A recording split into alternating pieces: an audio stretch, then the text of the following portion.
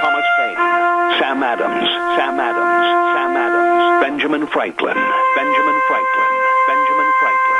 These men spoke up for what they thought was right. From their courage came such documents as the Declaration of Independence and the Constitution of the United States. From their willingness to speak what was sometimes unpopular but right, we enjoy such liberties as freedom of speech, the right to keep and bear arms, and freedom of religion. There are those who still wish to oppress our freedoms, and there are still patriots willing to stand up and defend life, liberty, and the pursuit of happiness. Men like Zeb Bell, who honor our founding fathers and what they stood for. It's now time for Zeb at the ranch, speaking up and defending your freedoms.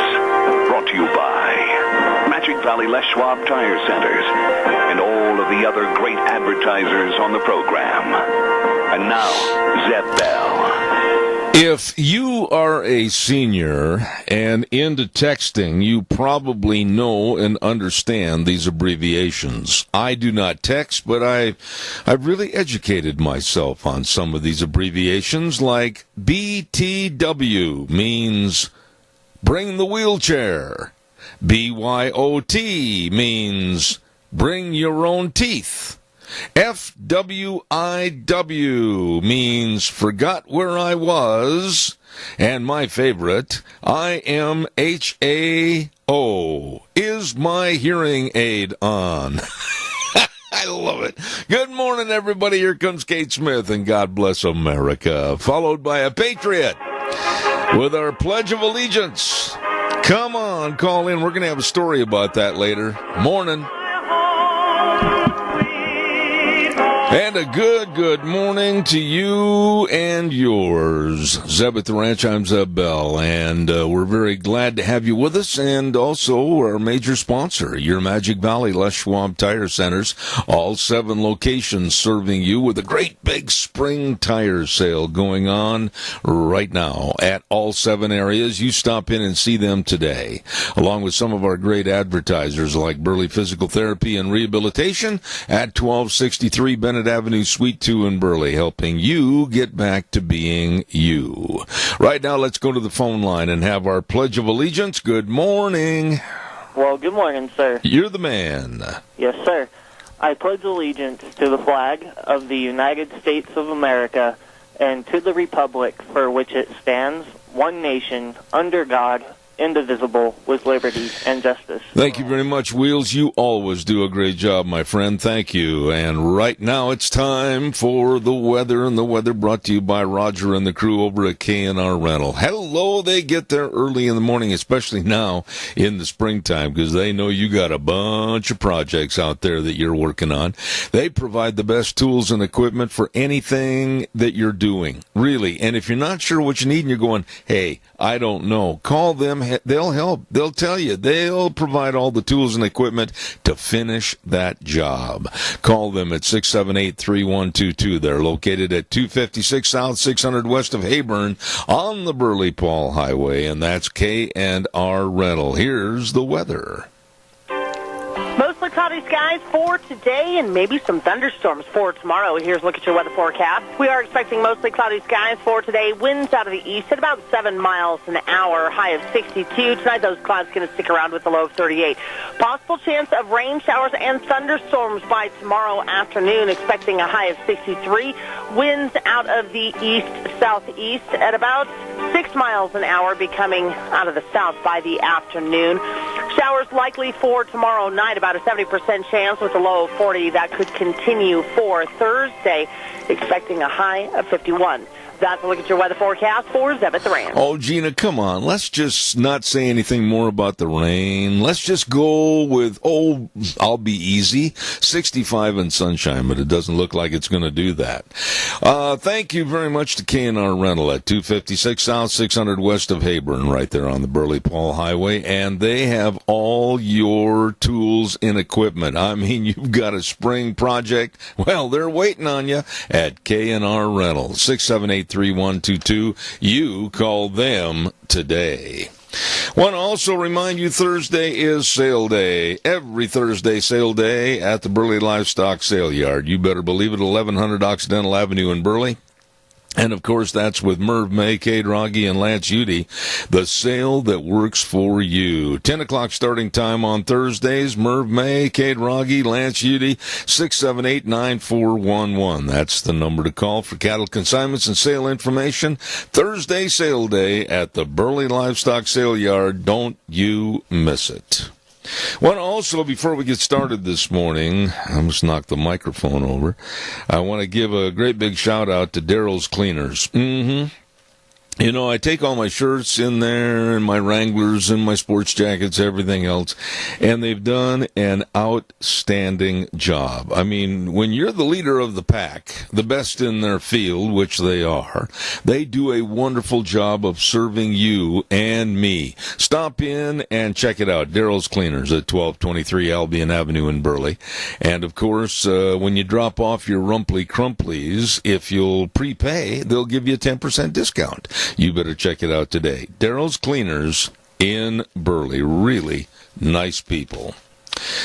Wow, we've got a great program today. At 9:06, we're going to have Frosty Woldridge on the air. And I'm kind of sad about this morning with Frosty because it's going to be the last time for about 6 months that we're going to have him on the air. He's taking, he's calling it his old age kind of a retirement tour of the United States on motorcycles, cars, and bicycles. And he's leaving next Monday, as a matter of fact. And then at 9:30, we're going to be talking about an issue about renting out your home and then being penalized for it. Yeah, Daniel Ortner is going to be on the program. Then one of our all-time favorites, Dr. Gerard Lamaro, is going to be on at 10:06, and we're going to talk about the Mueller report. We're going to talk about what's going on with the Democrats. And then at 10:32 this morning, the state of California, under their new dingbat governor, Newsom, trying to tax drinking water. All of that coming up this morning on Zeb at the Ranch. Want to remind you, Ramsey Heating and Electric at 2600 Overland Avenue in Burley.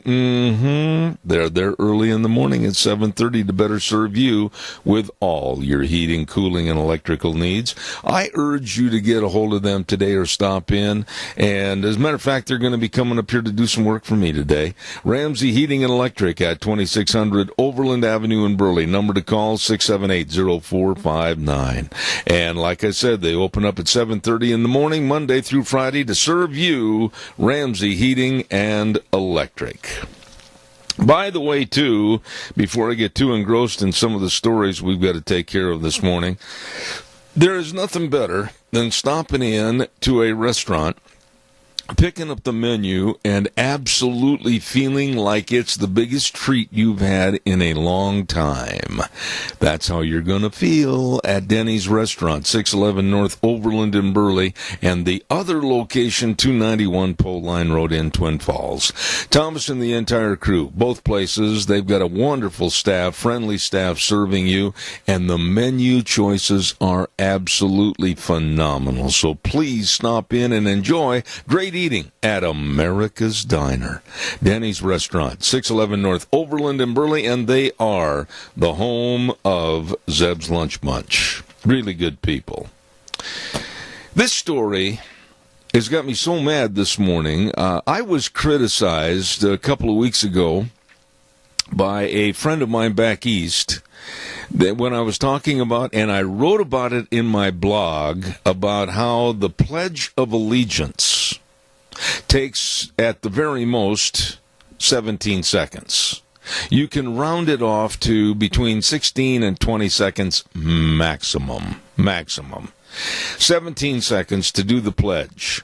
Well, I wrote a blog about this a week ago, Cow Pies and Coffee Cups, and how schools are getting away from doing the pledge, and they're saying the most idiotic things like, well, we don't have time. Well, we can't insert it into our curriculum. Oh, well, it just breaks the flow of what we're doing in the classroom.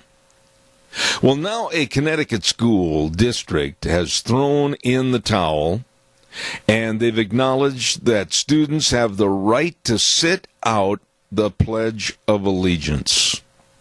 The Waterbury Board of Education's decision settles a lawsuit that was filed by, listen to this, an unnamed 14-year-old student who said her teacher, it's a female, Ralph Belvedere, mocked and shamed her and other classmates for not standing during the patriotic pledge.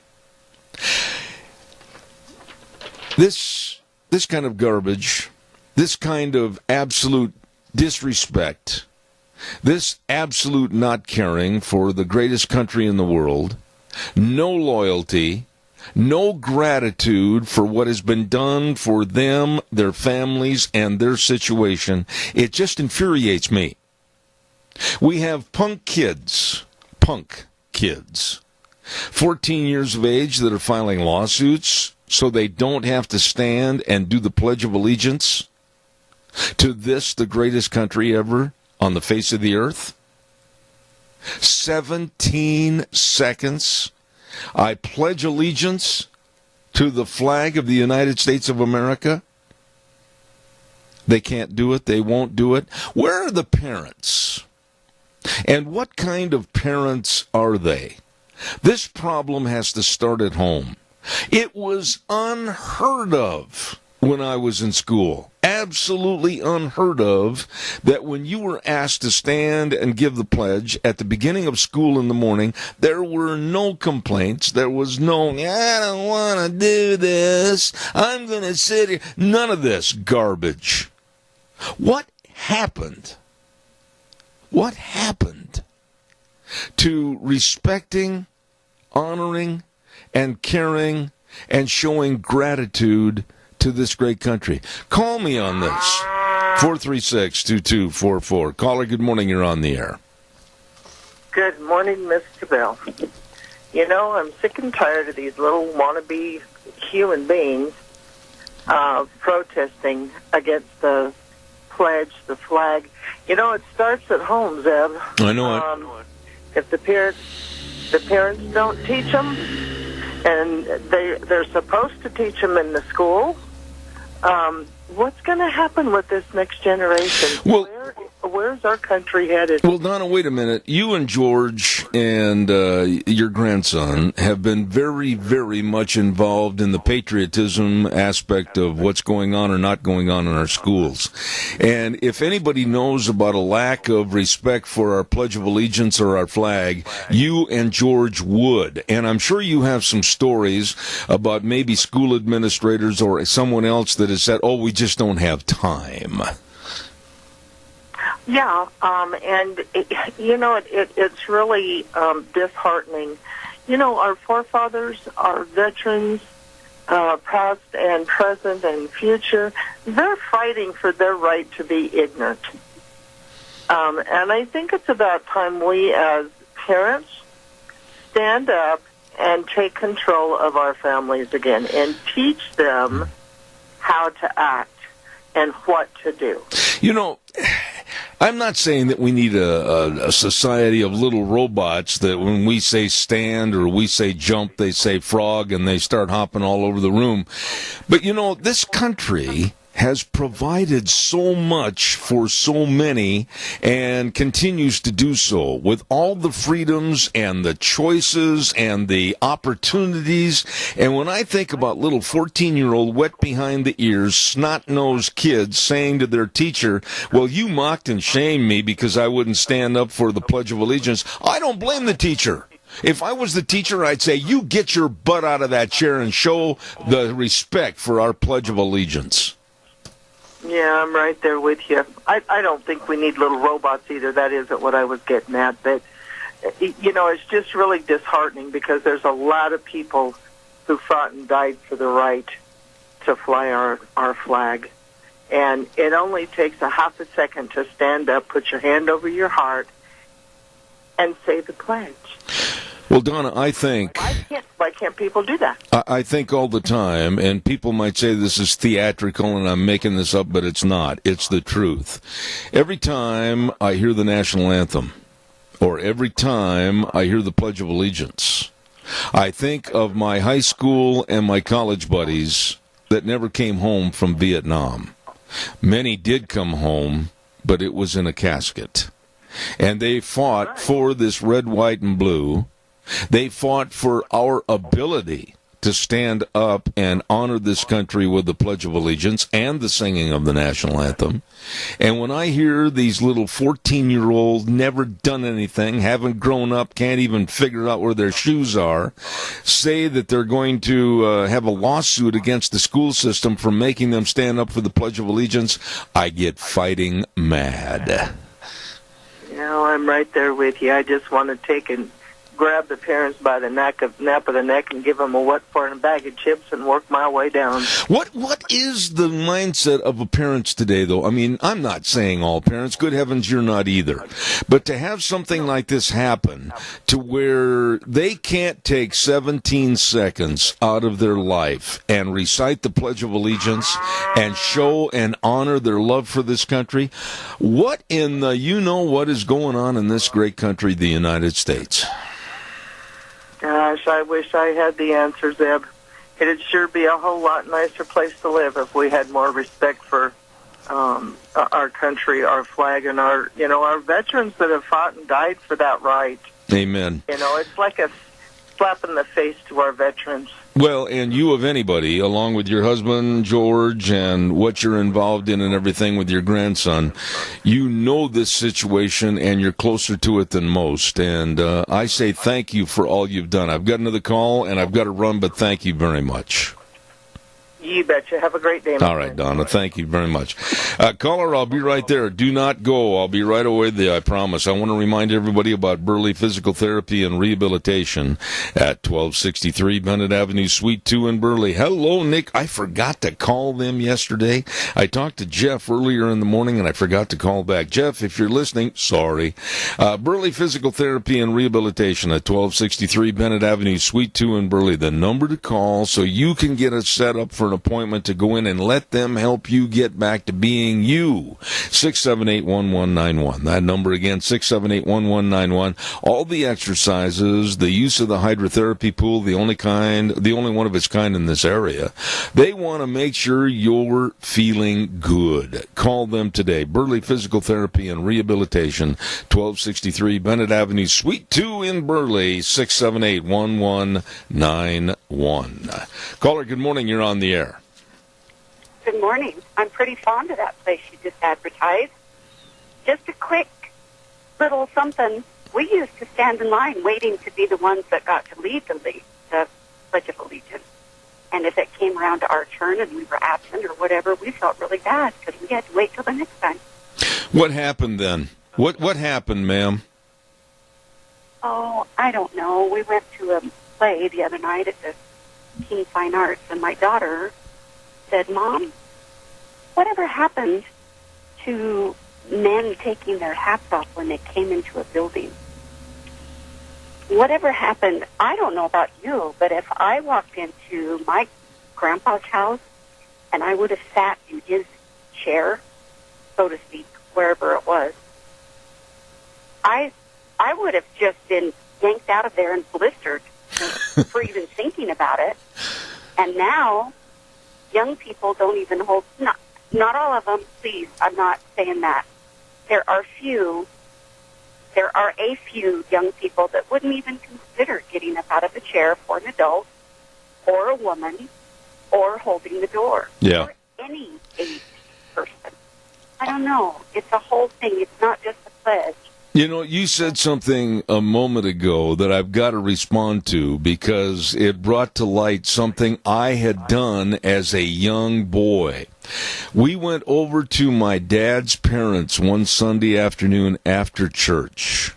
And we walked in the house, and everybody was going to sit down, and I did what you said. I sat in my grandpa's chair. Now, the next thing I remember was being elevated out of the chair with a hand that held my shirt and was lifting me off the ground, and I looked into the eyes of my father, and I knew I had made a drastic mistake. Yeah, and you probably didn't do it intentionally, Deb. You probably just sat down. When we did stuff like that, it was our parents' duty to teach us, hey, that's not appropriate. I never remember teaching my kids. I never remember telling them, you better say yes, sir, no, sir, yes, ma'am, no, ma'am. You better stand up. They just did it. And my husband happens to be one of the most heroic people on the face of the earth. He will always, he just puts everybody before himself. Always. You know, the thing about the yes ma'am and the no sir and the yes sir and everything, I was taught that at an early age, and just last week I had a person say, well, I'm younger than you, but you said yes sir. And that's just the way I was raised. And I'm not going to change it. I mean, some women today are offended when you say yes ma'am or no ma'am, but so be it. If they're offended, that's their problem, not mine. I'm going to continue to do it. Not me, and if somebody holds the door for me, I don't care gender, I don't care age, I don't care what. I stop and say, thank you. I really appreciate that. You know, I got to tell you, I got to share this story with you really quick, and I've said it before on the air. It was about 5 years ago. And I was walking into the Twin Falls County Courthouse and to the Driver's License Bureau. They still had it there at that time, I think 5 or 6 years ago. And there was a woman coming up the stairs behind me, and I opened the door and held it for her, and she said very bluntly, I don't need a man to open a door for me. Oh, dear, oh, dear.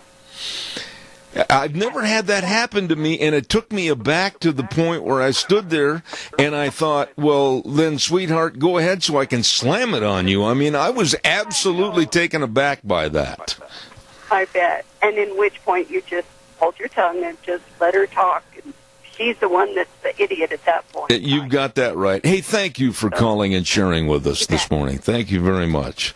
Calls welcome, 436-2244, 1-866-927-4587. Want to remind you about Jake and the crew over at Rain for Rent. Oh, they are busy, especially with these days that the farmers are out in the field getting everything ready to go, and they know irrigation season is here. It's on us right now.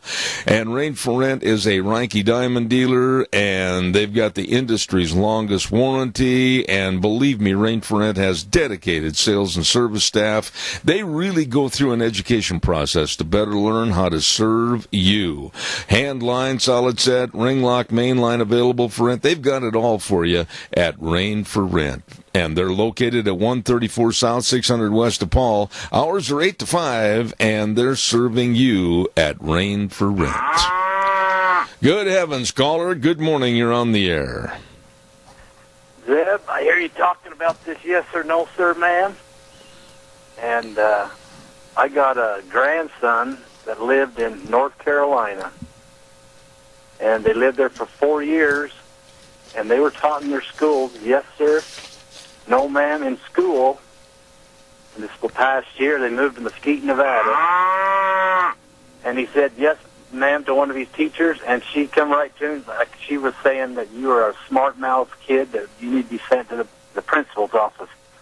So I think it kind of depends where you live in the United States. You know, I find that almost as disgusting and stupid as the teacher that during Ash Wednesday yelled at a student for having a ashen cross on their forehead because this stupid teacher wasn't aware of Christian values and forced and belittled the child to have the cross washed off his face. And this kind of nonsense about criticizing somebody for saying yes, ma'am, or no, ma'am, or yes, sir, whoever did that should be hauled on the carpet, and they should absolutely get a verbal lashing. Well, he had to go down to the principal's office, and they had to explain to him that where I came from, North Carolina, this is what they did, and then they kind of excused him, and they went on. But yeah, but wait, interesting you're talking about this morning. I thought I'd... No, wait a minute. Stop just for a minute before you hang up, though. This was not just a regional thing as far as just the South or the East Coast or anything. I remember growing up that it was yes, sir. It was no, ma'am. We never called anybody older than us by their first name. It was always Mr. this or Mrs. that. So it wasn't a regional thing. It was a matter of politeness, and it was a matter of respect that we've lost in this country. Yeah, I feel that to be true. I feel it to be true. You know, around here, you know, you stand up and you usually shake somebody's hand for a little for respect to them, you know, but you don't see much of that anymore either. You've got that right. Sir, I really appreciate your call. Thank you so much. Okay, Thank you. Nice man right there. Hey, calls are welcome, 436-2244, 1-866-927-4587. Give me a call. I'm really worried about what's being voted on right now as we speak, and I'm going to talk about that in just a moment. Deanne, could you come in here for a minute? I need to change these headsets again. The wire is not working, and I need somebody on the other side of the transmitter. Arc Animal Hospital at 750 21st Street near Connection Credit Union in Hayburn. My goodness sakes, they really take care of the health of your animals. Whether you got, like I said many times, itty-bitty kitty cats, or you got dogs, you got horses, you got sheep, whatever you have, they want to make sure that your animals are healthy. They've been voted Minnecacha's best veterinary hospital many, many times. Dr. Bill and the crew ready to serve you at Arc Animal Hospital in Hayburn, 678-1177, where they do have the warm hearts for the cold noses. Caller, good morning. You're on the air. Good morning. It's a yummy man with the menu for today at the Senior Center on South Overland. We're having meatloaf, mashed potatoes and gravy, mixed vegetables, salad, and yummy dessert. I haven't decided yet, but it'll be good. Well, Joe, you don't know the name of the dessert yet this morning? You haven't got that all taken care of? No. They probably know. They're just keeping it a secret. Well, you know, in that case, like we said here a week ago, when it's a yummy dessert that you don't know of, that means you've got to go to the store and buy the ice cream. I'll go for that. Whoa, a little perkiness there, huh? Okay. Well, I'm an ice cream kid. Well, what's your favorite flavor, Joe? Chocolate. Oh, come on, Joe. Come up with something exotic, like maybe a strawberry cheesecake or some kind of a ruffled truffle or whatever it might be. Don't have to be fancy for this kid. Okay, Joe, God bless you. We'll send you everybody over to the Senior Center. Thank you so much. All right. Like that man. He's a good one. Calls welcome, 436. Thank you, Deanne, for coming in and giving me a help there just a little bit. I was having some trouble with the broken wire we had here. Calls are welcome, 436-2244, 1-866-927-4587. You want to hear the joke of the day? This is almost insane that this would be said. You know who CIA former head John Brennan is. He came out during this rush to hang Donald Trump and was after him, calling him a traitor, calling him all kinds of negative names, denigrating him, denigrating his administration. Well, this is the joke of the day. Former CIA head John Brennan said that he would not apologize for his remarks because he must have been fed bad information. Folks, this guy at one time had all the info that we will never hear about. He had all the very precise information about what's going on with every ruling head in the world.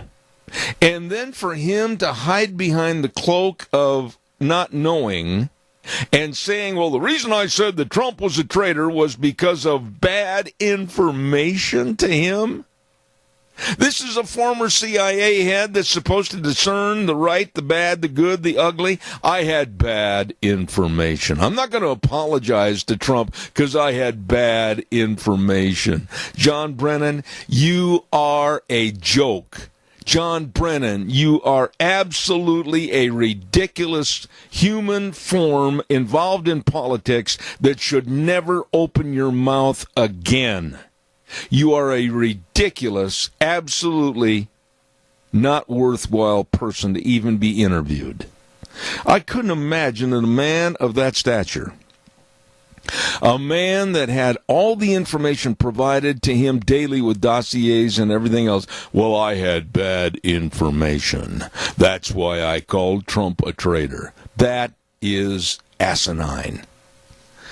Calls welcome, 436-2244, 1-866-927-4587. Don't forget our friends at Berry Equipment and Rental Sales Service and Parts, Burley, Twin Falls, and Nampa. And they want some positive team players that are going to go to work for them. They've got some opportunities of employment, and they're looking for maybe you to stop in and go to work. Absolutely. They have locations, again, at 159 West Highway 30 in Burley. They need a technician there, and they just really love people that are committed and know how to work with their hands. 159 West Highway 30 in Burley, 465 Addison Avenue West in Twin Falls, and the Nampa location, Berry Equipment and Rental. You get a hold of those good folks today. All right, it's time for you to give me a call, 436-2244, 1-866-927-4587.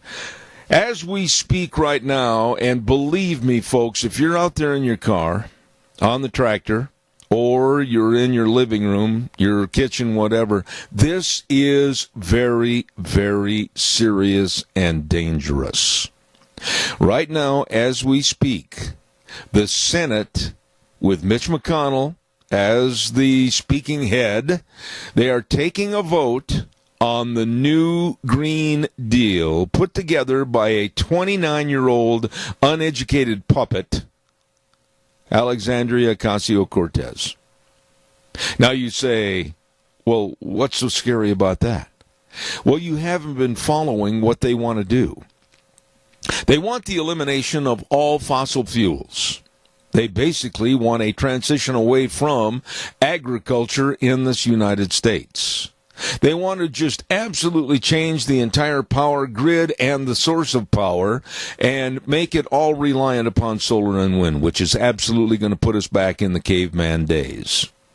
And to do all this, they want to take $93 trillion. I can't hold my head around $93 trillion. Maybe you can, I can't.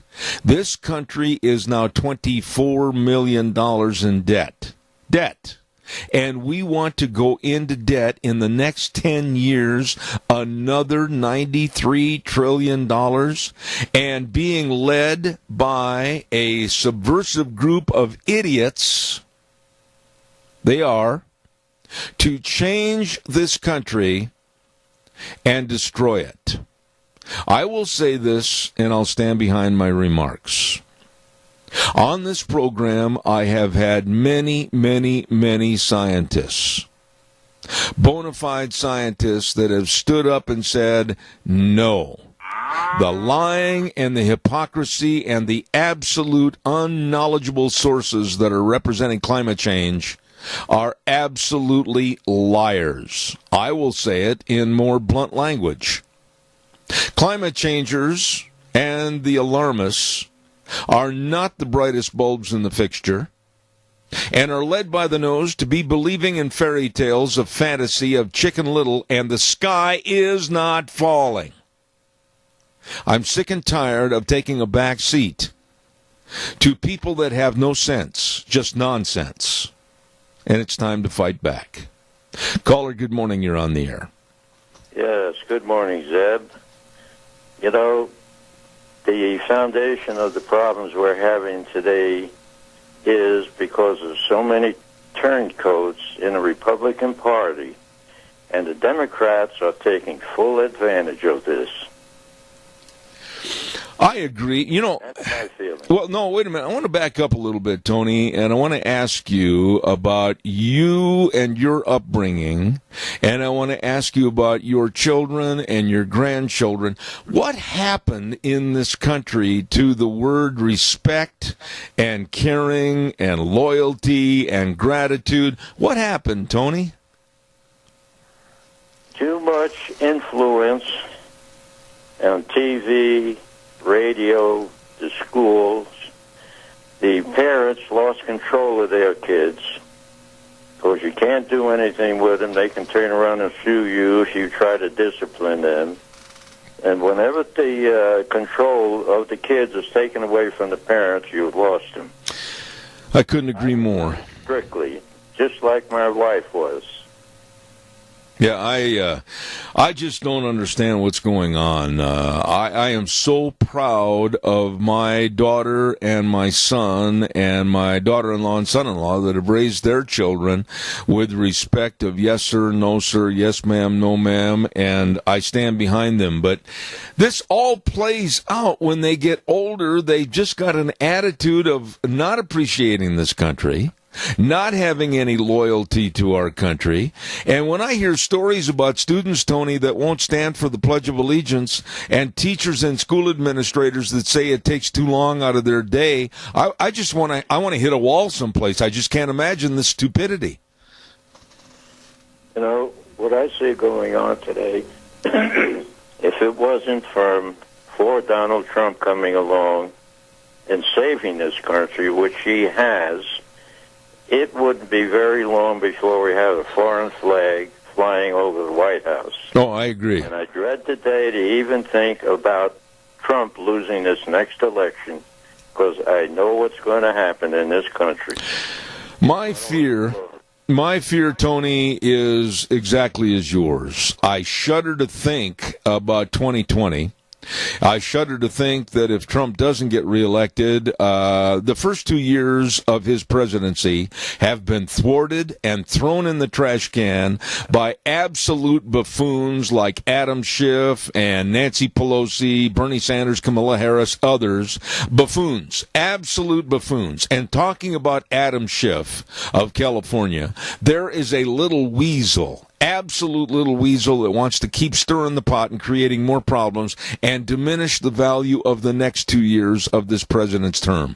I absolutely have sent something yesterday as a letter saying I'd like to see Adam Schiff not only taken off his seat on the Security Committee, I'd like to see him thrown completely out of Congress. He is nothing more than a little bug-eyed weasel.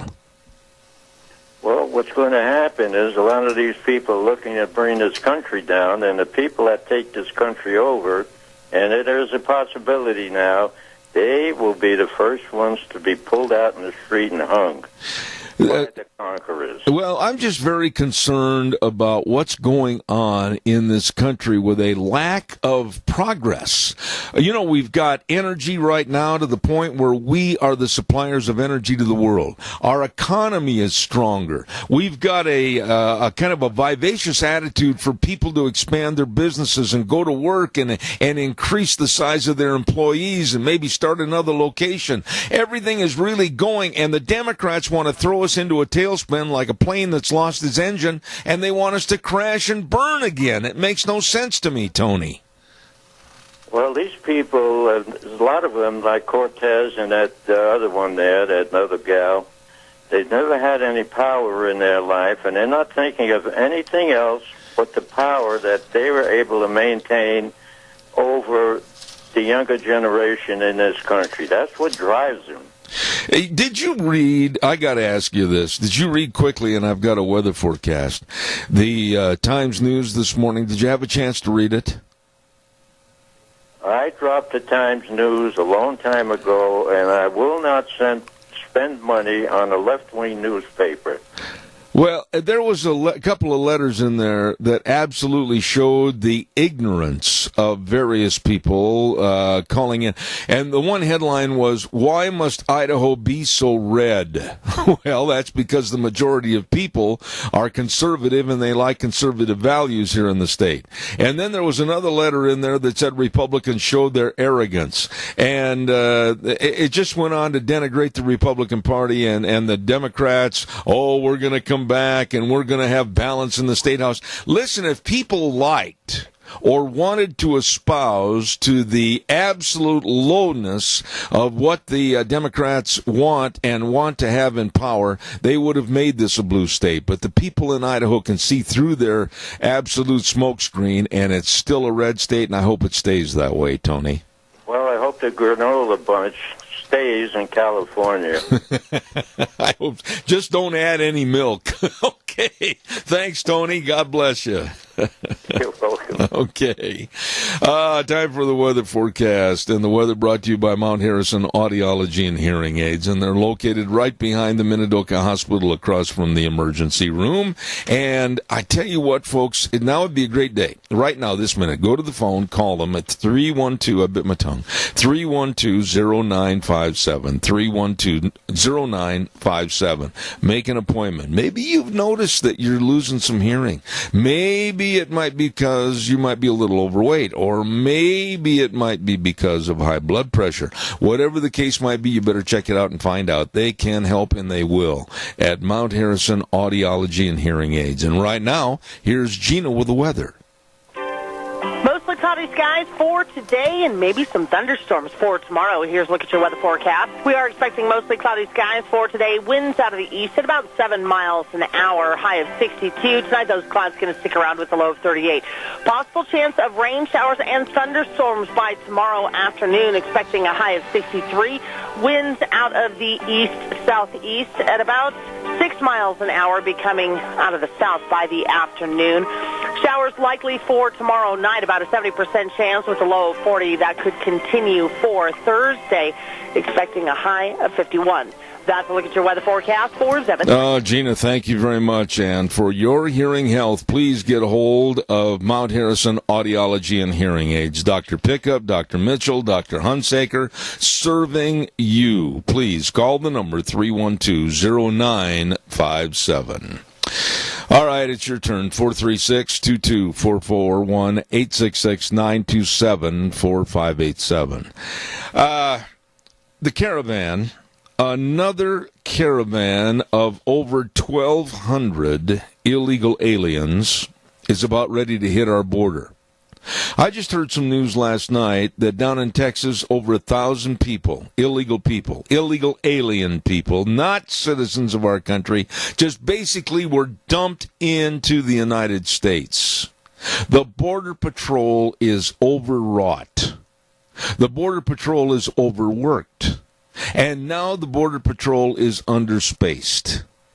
They do not and cannot handle the multitudes that are coming in and literally jumping the border, and they're trying to take care of these people with sicknesses and diseases, which is very, very dangerous.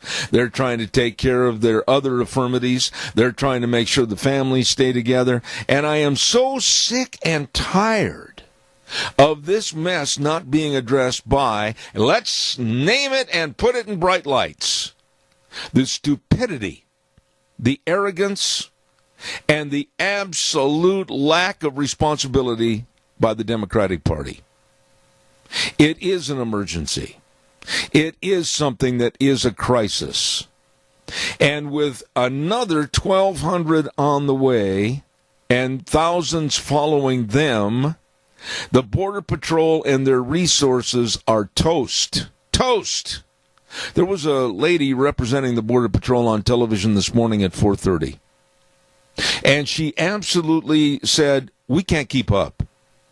We cannot take care of all the people. We don't know what we're going to do. We start working in one area, we get a call, and we're notified that coyotes have dropped off families in the middle of the desert, and we have to go get them and take care of them. Then we come back, and we're overwrought here again. If that's not an emergency, if that's not an invasion on our country, I'd like one of you in the audience to call me and tell me what it is. We are being overrun. Oh, and by the way, Mr. Taxpayer, Mrs. Taxpayer, we foot the bill. Now, the Pentagon did something yesterday that made some of the Democrats just run around and scream and burn their hair. The Pentagon gave $1 billion with a B dollars for 50 miles of fence that was needed in a very high traffic zone. And they're starting today to build the fence in that area with that $1 billion given by the Pentagon. We need more money. We need more fence. We need more border security, and I'll go toe-to-toe with anybody on that. This is a problem that is killing America and our values, our schools, our hospitals, our health, and our security. And our borders have got to become secure. Calls called in now would be really appreciated. Give me a jingle, 436-2244, 1-866-927-4587. There was an article written in the St. Louis Post-Dispatch. And whoever read or wrote this article, I should say, was very, very one-sided, very bigoted and biased, and absolutely wanted to blame everything on the border with parent-child separations on Donald Trump. And there was absolutely no criticism or anything about Obama literally putting, in his administration, putting people in cages that have been modified and changed now to where they're pretty nice living condition quarters. But everything was blamed on Donald Trump. And I'll read the last two paragraphs to you. I think it's worthy. This person said, "It isn't hard to see what's going on here. Border officials, no doubt encouraged by Trump's frequent outbursts against immigrants, are still actively trying to separate children from their families using any excuse they can." That is a blatant lie. That right there constitutes what is a blatant lie. And then the story goes on and says, the administration's policies towards migrant children, they're not migrants, they're illegal aliens, brought in by illegal alien parents. The administration's policies towards migrant children will go down in history as one of America's most shameful episodes. If members of Congress, including congressional Republicans, don't demand answers and take actions to stop these continued family separations, they'll deserve the same infamy. What a bunch of... Good morning, caller. You're on the air. Yep, you got my hot button. You know, to blame President Trump for people coming across that border, I guess in a sense you could, because he's made the country so great and so wonderful. They all just want to be here. But it isn't his fault. It's the idiots that are coming across the border's fault that are doing it. It's the leaders of the countries that's so horrible that the people want to get out of them because they have no hope where they're at. Well, and a lot of it, too, Jerry, is an orchestrated effort of where a lot of these people have been not only coerced but also paid to be like paid demonstrators to come up to the border and cause the problems and cause the insurrection and try to have the invasion, and then running across the border, depleting our resources with our border patrol. This is all a concentrated effort by the left to tear down our borders and our sovereignty. And I know, Jerry, that if you had the option and the ability, you'd be down there with me and we'd be absolutely standing there on the border saying, no, you're not coming in. Well, I'm absolutely opposed to any of them coming in. Not because they're people, it's because they're illegal criminals that are coming across our border. That's right. The minute they put their foot in this country illegally, they're a criminal. And they need to be sent back with no exceptions, absolutely none. For any reason ever.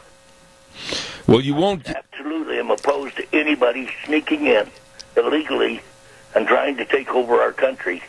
I'm against it all the way, and I cannot understand why half our government, or even a fourth of our government, or even one person in our government would want to allow such a horrible thing to happen. I think that's a good way to wrap up our conversation, Jerry. I've got to take a final spot, but you said it all. You said it all, and you said it the way I feel. God bless you, my dear friend. You bet. Have a great day. May the Lord bless you and yours. Thank you, Jerry. Don't forget, great big spring tire sale going on at your Magic Valley Les Schwab Tire Centers. And I'm talking about major savings. Oh, my goodness, yes. You could save up to $200 off a set of 4 tires depending on the tire size and the type. Holy cow, get in there and check it out for your car, your pickup, your SUV, all the different tires, all the different tread designs, like I said, all the sizes. Woo! Big spring tire sale at all 7 locations. Lane in Rupert, Dave on Blue Lakes and Twin, Mike in Buell, Mike in Jerome, Twist family in Paul, Daniel on Pole Line in Twin Falls, and Randy on Overland and Burley. I'm telling you, the best in brake service, front end alignment, shocks and struts, everything, batteries, it's all there at the big spring tire sale at your Magic Valley Les Schwab Tire Centers. You stop in and see them today. Well, next hour, Frosty Woldridge along with Daniel Ortner, and we've got a lot of interesting topics. Don't you dare go away. We'll be right back in 7 minutes.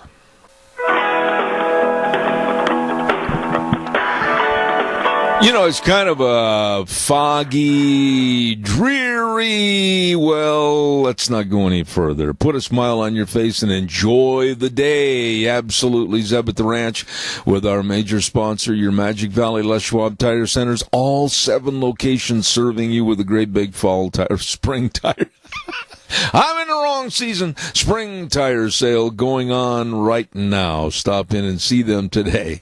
And don't forget, too, some of our great advertisers like Burley Physical Therapy and Rehabilitation at 1263 Bennett Avenue, Suite 2 in Burley, helping you get back to being you. Right now, let's hear this good word for Western Waste.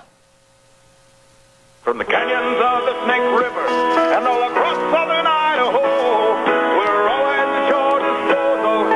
Western Waste Services, we care about our community, our resources, and this great land.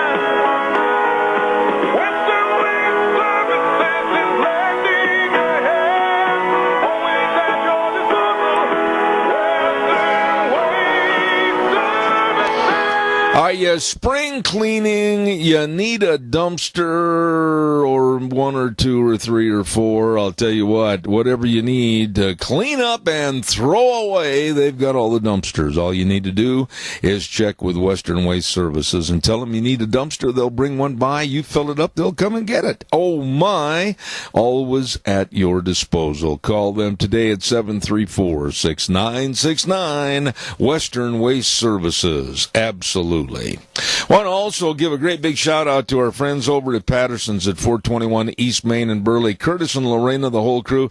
You know, they've got 50% off all Monster cables accessories right now at Patterson's, and 30% off backup camera with purchase of any touchscreen radio. Woo! I mean, you can save money. They've got everything over there at Patterson's at 421 East Main in Burley. Complete sound systems, all the TVs, home theater systems, video surveillance cameras. What are you waiting for? Get in there today. They're open Monday through Saturday, 9 to 6. Patterson's at 421 East Main in Burley. Really nice people. All right, and also, oh my goodness, yes, I talked to this gentleman yesterday, and one of the nicest people in all the state of Idaho, and that's Joel Heward, and of course his family and staff over at Hanson Mortuary at 710 6th Street in Rupert, and I urge you to call the number at 436-5636. We all should take the time to get the information on pre-planning of funerals to save and alleviate a lot of the worry and stress from our families. Please, for that information, call them today. Hanson Mortuary at 710 6th Street in Rupert, 436-5636. And they always treat you and your family with the highest ethical standards with unquestioned integrity. And Joel Heward also serving you at Morrison Payne Funeral Home on East Main in Burley. Right now, I'm going to go to the phone line. And before we get started this morning, I want to just say this to a dear friend. I don't want to see you take off for the summer. I don't want to see you take off for 6 months and not be connected to this program. I am absolutely going to miss your friendship and camaraderie on the radio, and doggone your hide, I'm envious. Frosty Woldridge. Well, good morning, Zeb, and everyone listening. And, of course, this is the summertime, and this boy has got to go on Adventure Highway, and this summer is literally packed all the way till the end of September. I'm going to do a circumnavigation of the United States on a bike. Sandy's going to be going with me a good portion of that time, and then I'm coming back, and then Sandy and I are going to go to Michigan, where my farm is, and get that squared away for Airbnb. So those of you who would like to go to Michigan to experience 80 acres of extraordinary beauty and woods and trails, that would be great. It's called the Rose Lake Wilderness Retreat and Ski Area. And so that's going to be fun. And then I'm going to bicycle from Mexico to Canada on the Continental Divide from July through August 10th. And then backpack the Colorado Trail for 2 weeks, which is 489 miles long, and I want to finish it up in 2020. I'm doing 15 miles a day on average. And so I'll get that finished, and then be back, and then finish up the summer with a bicycle trip from Golden, Colorado, all the way to Aspen, over 6 passes, and the highest pass being 12,000 feet, Independence going into Aspen, Colorado, and then the key is to go up to the Maroon Bells. And for anybody who has seen the Maroon Bells, you know how spectacular those Maroon Bells are. They look like bells chiming on the planet. There's a lake underneath the Maroon Bells, and of course, at that time of the year, the golden aspen and the red aspen are blazing against the blue sky, and a little bit of white cap on the tips of the Maroon Bells. So it's going to be a fantastic summer. And for those of you who appreciate bicycling, my latest book, Old Men Bicycling Across America, A Journey Beyond Old Age, has been published now for three months and is getting great reviews by a bunch of baby boomers on Amazon. So go to Amazon, and you'll have a fun time. And, of course, everybody on the cover of that book is either bald or gray-bearded or gray-haired, of course, or no hair. And, of course, they're all 70 years old, so you have plastic hips, you got steel knees, you got high blood pressure, you got a little bit of overweight, a little bit of onset dementia, and, of course, all the ailments of advanced years. So, anyway, the book's a blast and a lot of fun, and I hope people who purchase it off Amazon have a fun time with it. You know, that's all great, but for heaven's sakes, what are you going to do in your spare time? Stop sounding so lazy.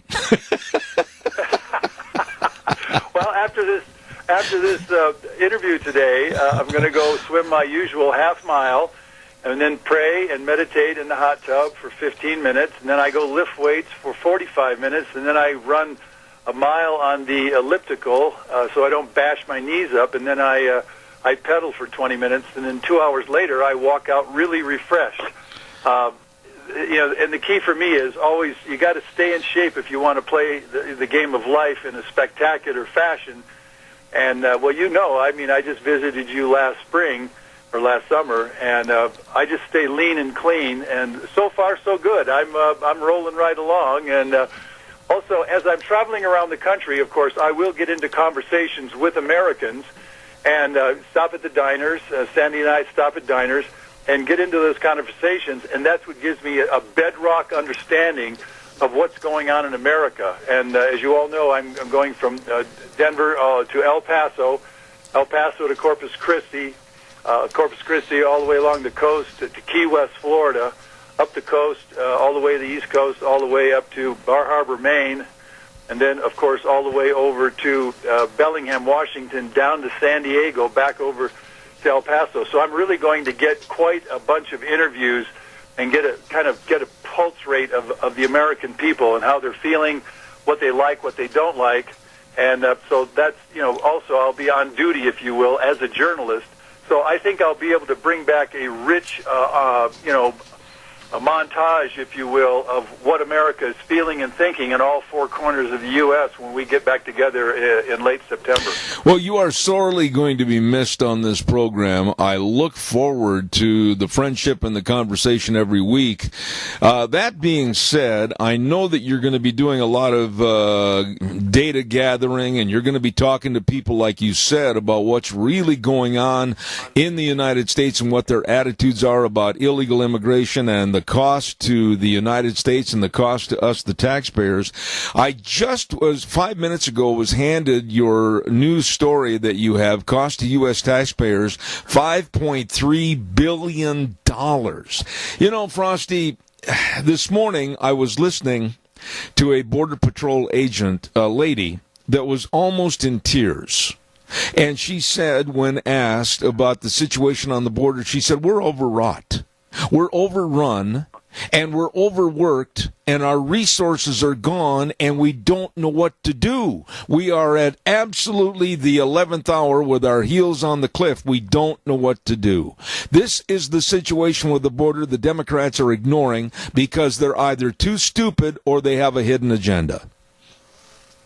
Well, I think they have a hidden agenda, and that $5.3 billion, that takes care of the 429 annual immigrant birth costs. The total cost, according to David Durham, there at balance.org, and you can follow up on this, just go to balance.org, is $330 billion per year, and that's the net taxes that we have to pay for immigrants, both legal and illegal, as they come into this country. And here's the one that really kicks you. Massive and increasing costs to taxpayers are incurred now at $330 billion per year as each birth cohort matures. Mass immigration proves costly, said David Durham. Of the many costs of mass immigration borne by U.S. taxpayers, the cost of immigration births alone via Medicaid and uninsured is remarkable. Specifically, 1 in 5 births in the U.S. are to immigrant mothers.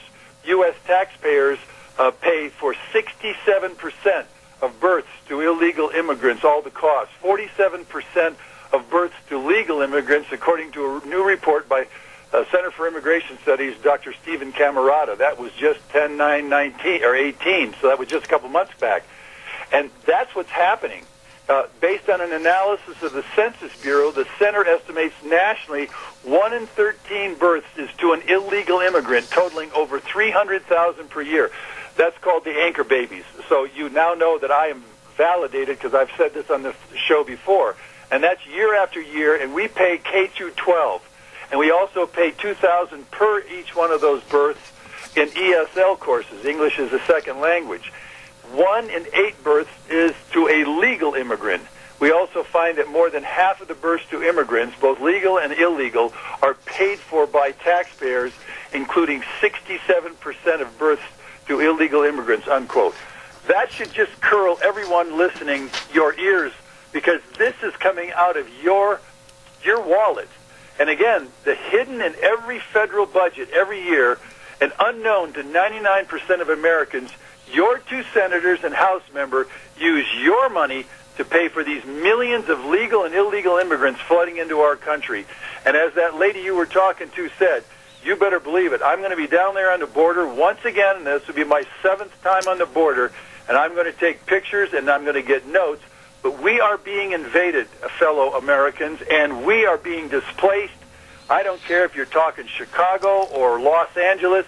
One guy wrote me from Miami, and he says all of the white people in Miami, you don't see anybody speaking English until you get north of Ocala, Florida. Everybody has fled because everything down in Miami now is all Spanish and or any other kind of language, but certainly not English.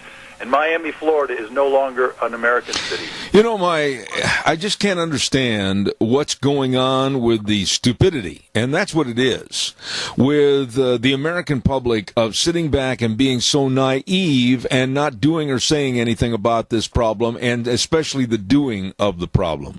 Here we have, last night, as a matter of fact, it was reported, 1,000 illegal aliens came into Texas, and the Border Patrol couldn't stop them. They didn't have the manpower. They didn't have the resources. They couldn't go and stop and turn these people back. Now we're looking at another minimum of 1,200 coming up on a caravan, with other caravans following them on their heels. And 1,200 at the border, potentially going to hit the Arizona border. And what are we going to do with them? Where are we going to go? How are they going to be taken care of? How are we going to turn them back? And they know this. The Democrats and the left know this because it's a total illegal infiltration program that we can't stop? Well, we could stop it, but Nancy Pelosi and Chuck Schumer, and certainly all of those Democrats, they're doing everything they can to dissolve the borders. That is a fact. And the U.S. Border Patrol, just in the month of February, notated that we took in 78,000 illegals. And here's the deal. Every one of those illegals costs altogether $750 a day. If you start taking those kind of numbers, folks, we're to process them and all of the feed them and to put them into housing and to get everything going, $750 a day. We are being invaded as a country at the hand of each one of our 2 senators and our House member from each one of our states, because all of those collectively are not doing anything to stop the invasion. And in fact, they're doing everything they can to increase the invasion, because the more you put the handouts out there, all those people from the Central America, South America, from around the world are coming here because they get to use all of our tax dollars to feed them, to school them, to house them, to medicate them, to take care of them. And literally, at some point, we're now at $22 trillion in debt federally, the national debt. What happens when the federal debt simply collapses and we can't pay the bill on it? Again, you got to call your 2 senators and give your distaste and distress over this thing, and tell them that you want our laws enforced. We need E-Verify working, and we have to stop employers of illegal aliens from hiring these people, and we've got to guard the borders. And I personally think we need to guard it with the United States Army and Marine Corps, with drones and concertina wire and walls. I don't care what it takes, but we cannot continue, as I've just given you the cost, we cannot continue this destruction of our country. Frosty, you and I have talked about this in private. We've talked about it on the radio and when you were out here to visit last summer. And here we have a nation, especially at this time of the year with tax time looming around the corner in April.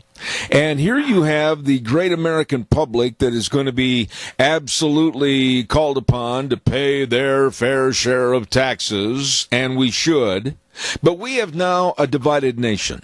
We have a nation of payers, and we have a nation of takers.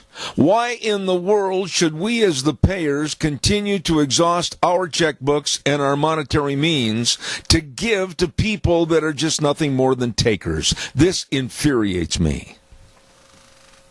Well, it does more than that, and if you've noticed, and even when the Mueller report has exonerated Donald Trump, which we knew all these last 2 years, and what it cost us, $100 million for this bogus, investigation. But now we've got 2 Muslims in the House of Representatives, and one of them just in the past week said, we're going to make all Americans feel uncomfortable. Hold it. I'm an American. I don't want to feel uncomfortable in my own country. I want my fellow Americans to be just as comfortable about being Americans as I am about being Americans, and I don't need somebody from Somalia who somehow snuck her way illegally, because she married her brother, to get a visa into the United States. And I would wish that the federal justice system would absolutely catch that Ilhan Omar and literally not only completely throw her out of the House of Representatives, but deport her back to her own country. But for her to sit there and tell me that she wants to have all Muslims in this country not to assimilate into the American way of life and to create a parallel society and a parallel economic system and a parallel legal system, which is called Sharia law, I'm sorry. She needs to be deported, because I don't want to feel uncomfortable in my own country. And I think every person listening to this today, I don't think you want to feel uncomfortable in your own country, because if I'm coming into your front yard and ask questions and I speak in English, I want to know that we're neighbors. I don't care if I'm in Golden, Colorado, or right there in Twin Falls, Idaho. We're Americans, and we should feel comfortable with each other, and that's why we need to stop all immigration into our country, because we are not going to survive this thing if we keep bringing in the projected 100 million more immigrants in the next 30 years. I'm telling you, Zeb, I can't say it enough, I can't say it loudly enough, and I swear to God, we're in trouble if we don't stop mass immigration into the United States. Well, it's not just the mass immigration, it's who is coming in and for what purpose and for what reason. And we're looking at a very dividing and devastating effect on our economy and our society when you have the Muslim or the Islamic influence coming in and saying they want to create a parallel society. I, like you, right there, I threw my foot down and said, no, I don't want them here. I don't want anything to do with their politics or anything to do with what they believe in. When they want to start dividing the United States, divide and conquer with a parallel society, that scares me to death as to what's going to happen to America. Well, it should scare you to death. And every person listening to this broadcast, you all know me. I bring you the facts.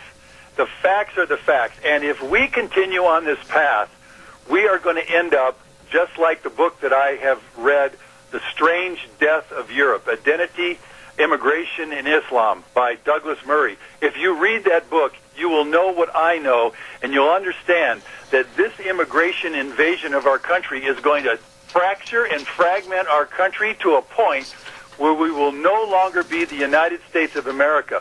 We will be the dis-United States of America, and our communities are being destroyed. You can go to Fremont, California, all Muslim. You can go to Southern California, virtually all Mexican. You can go to New York City, 40% foreign-born.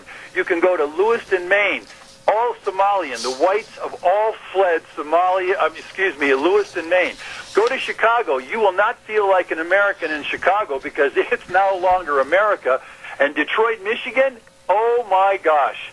Miami, Florida, oh, no, you can't speak to anybody with English because nobody there speaks English, except for around 3 to 5%. So this thing is coming, and it is devastating our country, and either we stand by and watch it happen, or we all become the victims, and that's why I'm going to continue to speak up with you, Zeb, because the United States of America has a dubious and really tenuous future. All I want to say is I'm sorry I'm out of time, but and I really have a melancholy attitude about this morning because I always appreciate your comments on my program. We've been dear friends for many, many years. Oh, and by the way, if you happen to stop by this summer, your favorite pile to sit next to is gone. So come on in and enjoy.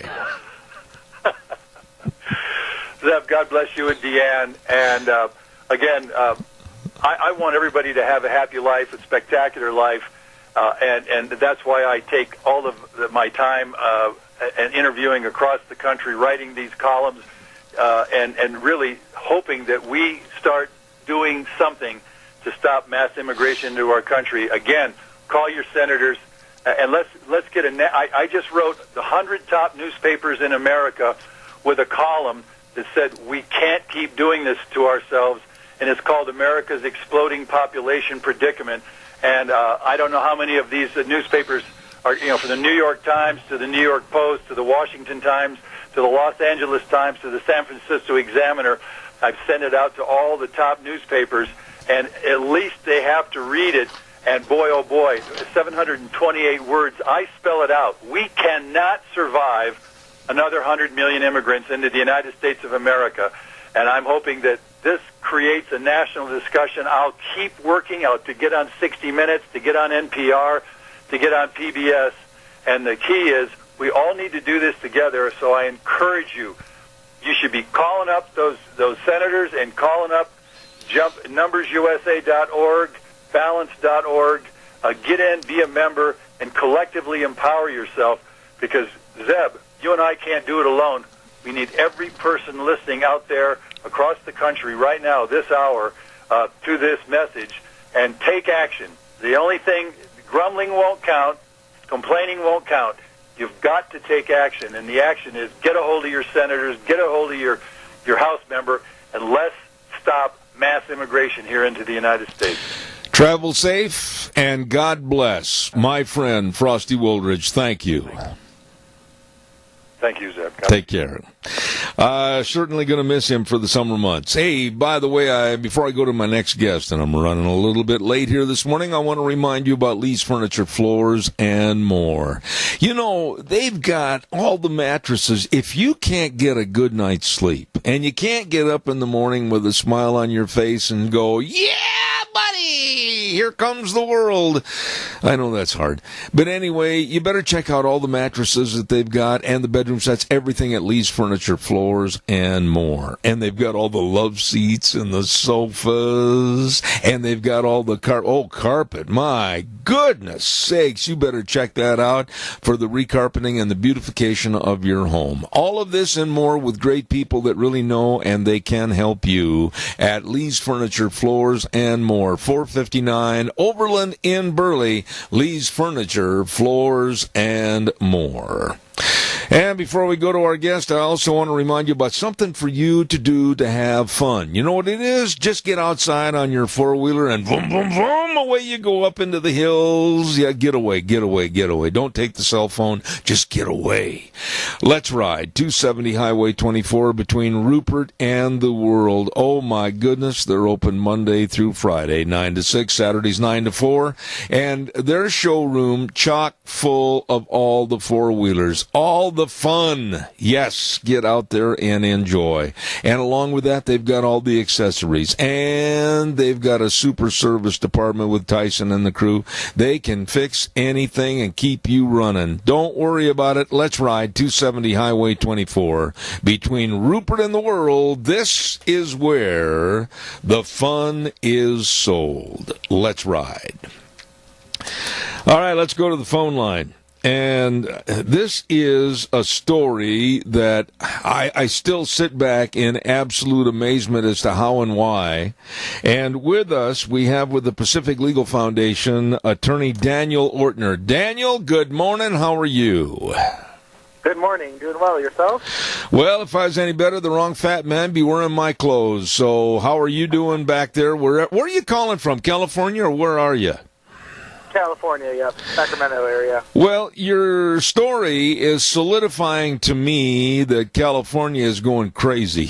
I mean, I read this story about the Ballinger family, and I scratched my head, and I said, yep, it's not going to be long, and we are completely nuts. What's going on with Lindsay Ballinger and his wife Sharon? A terrible story. Yeah, the Ballingers, they are a couple that are both serving in the Army, and they were called to, they have a house in Oakland, and they lived here for many years, and they were called for a deployment in the Washington, D.C. area. And Lindsay and Shannon, they then rented their house out for a one-year rental agreement with the tenant. And with the understanding that when their lease was up, the tenant would then move to a month-to-month lease, and they'd be able to move to, with normal 60-day notice, move back into their home. In the meantime, while they were in D.C., the Oakland City Council enacted an ordinance requiring that landlords, in order to move back into their own apartment, have to pay a relocation fee. For the Ballingers, it's about a $6,500 relocation fee that they had to pay to their tenants before they could move back into their own home that they were planning to come back to the Bay Area to live in. So the city of Oakland claims this is needed to protect tenants, but it's really a shocking extension of the city's power, to take property without any form of compensation whatsoever, and this handout, distribution of money from these landlords to their these homeowners to their tenants. That the tenants don't have to use the money for relocation; they can use it for whatever they want. They can use it to go on vacation. They can use it to do whatever they want with the money. There's no connection between this money and actually defraying any costs associated with moving. It's not based on, they actually, incurred this much money, here's a receipt, you have to reimburse us. It's a pure cash transfer of money, a handout to the tenant. Well, now, hold on a second, Dan. We got to stop the horse for a minute and get off and get a drink here because I've got some questions. Number one, when the Ballinger family decided that they had to go back to Washington, D.C. on their deployment for the Air Force, was it, or the Army? I thought it was the Air Force. The Army, the Air Force. Sorry, they are they're both nurses. They're both nurses or in the medical profession. Okay, so they had to change their residence and they had to go back east to Washington, D.C. So they did like a lot of Americans did. They kept their property, their home, but they decided to rent it out, which absolutely is a smart thing to do to make sure it's kind of a house-sitting attitude to make sure your property's taken care of. And they formed a lease to a particular couple to live in their home. Now, this couple knew that this was a term lease. In other words, it was going to be not a whole life lease. It was a term lease, like a life insurance policy. So they knew that when the Ballingers were done with their deployment, they would be coming home. How in the world can any government or regulatory agency at that point say you've got to pay to move back into your own house? This makes no sense to me whatsoever. Yeah, I mean, the city claims that, this is just another form of rent control, and rent control's been around, unfortunately, for a long time, and they say, well, this is just the same thing. But really, it's I think, fundamentally different in a couple of respects. First of all, rent control regulates the actual rent the tenant has to pay month to month to the landlord. But here, it's instead of regulating what the tenant pays, it's saying, landlord, you have to reach into your pockets and pay a fee that goes directly to the tenant, so there's no accountability for it. It doesn't go towards the rent of the tenant to the landlord. It's just, here, give money to the tenant in order to get your own home back. So it's really different in its character and its nature from the kind of rent control that's been around for a long time. Oh, whoa, wait a minute, Daniel, wait a minute. We're running the horses too fast around the track when there's questions up. This couple that leased the place, give me a little information about them. Did they fight the relocation? Did they fight the short term of the lease? Did they fight the fact that they were no longer going to live there due to the Ballingers coming back home from deployment? What was the couple's response that had leased the place? Yeah, I don't have a lot of details about the couple. I do know what I do know about it is that they did move out. There was no lawsuit, no need to do unlawful detainer action, no eviction action, nothing like that. They moved out when they were given the payments.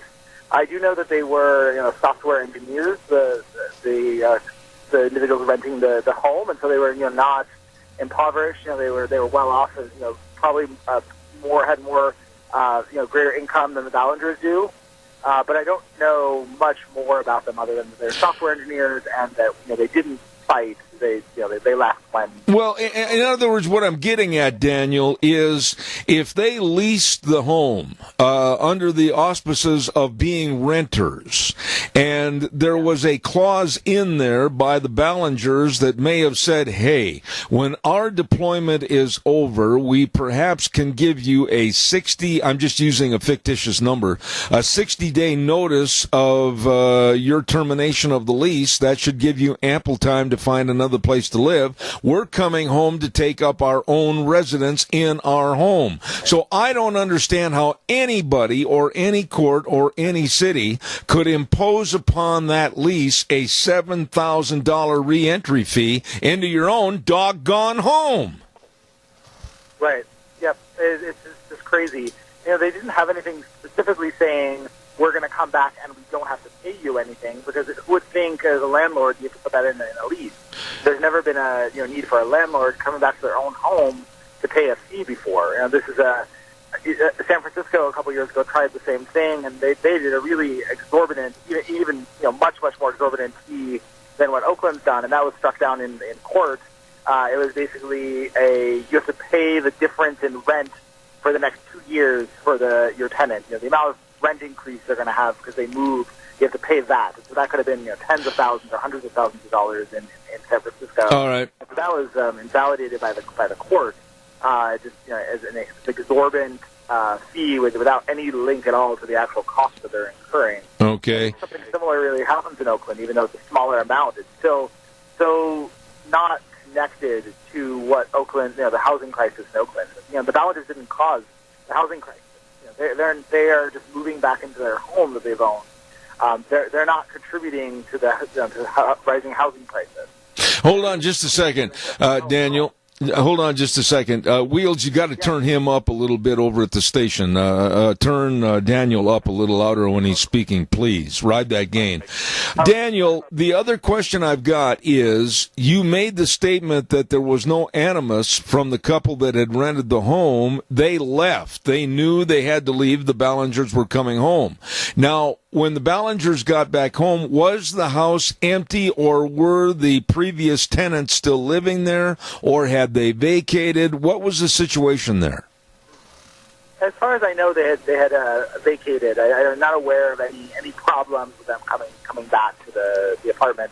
So the way the payment works is you have to pay first half of this payment, the $6,500 payment, when you tell the tenant, in 60 days I want you out of the apartment. And then the second payment is due right before the tenant actually leaves the apartment. And so by the time they came back, they'd already paid this ransom to the tenant to get them out of there. Well, now, they could, City of Oakland wants to emphasize, well, they could then, if they wouldn't have moved out, they could have evicted them. And that's true. But, if they didn't pay them this $6,500 fee, the city could go after them, and there could be steep penalties, or even on a repeated offense, there could be criminal charges against a homeowner if they don't make this payment.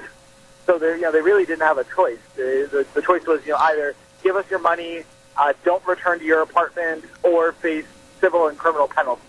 So, Daniel, is the bulk of this case basically the bottom line saying that the Ballengers, they leased out their home, they were receiving a compensation for the leasing of their home that was probably paid to them on a monthly basis, or maybe 6 months or a year basis, whatever, and so when they called and told the other family that they were going to come back after their deployment, they had to give them notice, plus they had to give this family close to $7,000. Well, that's almost like giving their house free rent. This is insane. It really is. That's part of our argument. The focus of our argument is on the takings clause of the Constitution, where the Constitution says the government shall not take land for public use without just compensation. And so we have, two kind of primary arguments of the takings clause. The first is this is not for public use, this taking of the Ballengers' money, because they're being told you have to give your money to another private individual as a handout. There's no guarantee they'll use it for rent, for anything else, and that is not for public use. The government can take property and compensate you if they build a railroad track, a park, use the land for something that's actually a public use. But here they're taking your money and saying, go give it to someone else. No accountability, no link to anything that's in the public interest. And so we're saying that's just for private use, and that's unconstitutional. And then secondly, even if it is somehow for public use, it is a taking under the Constitution, and the Ballengers are entitled to compensation by the government because they've been forced to give up their money at threat of, with their property rights at stake, and that is a taking that needs compensation from the government. Well, let me ask you this part of the question. Was this stupid, asinine law put into effect prior or after the Ballengers made the agreement with the couple to lease their home? After, yeah. So they already made the agreement. That's another argument that we're making under the Constitution. These kind of retroactive laws are also suspect. If you say after the fact, we're going to regulate your relationship.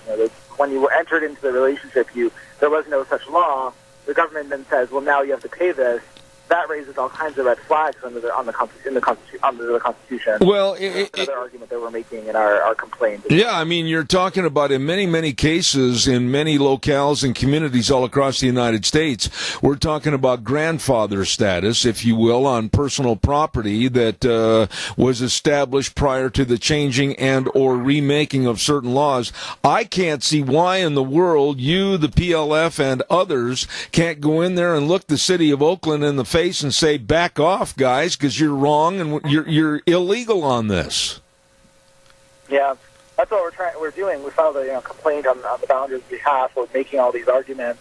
Unfortunately, we're in California. This case is, the Northern District of California, and the case law in California is pretty bad for property rights and property ownership.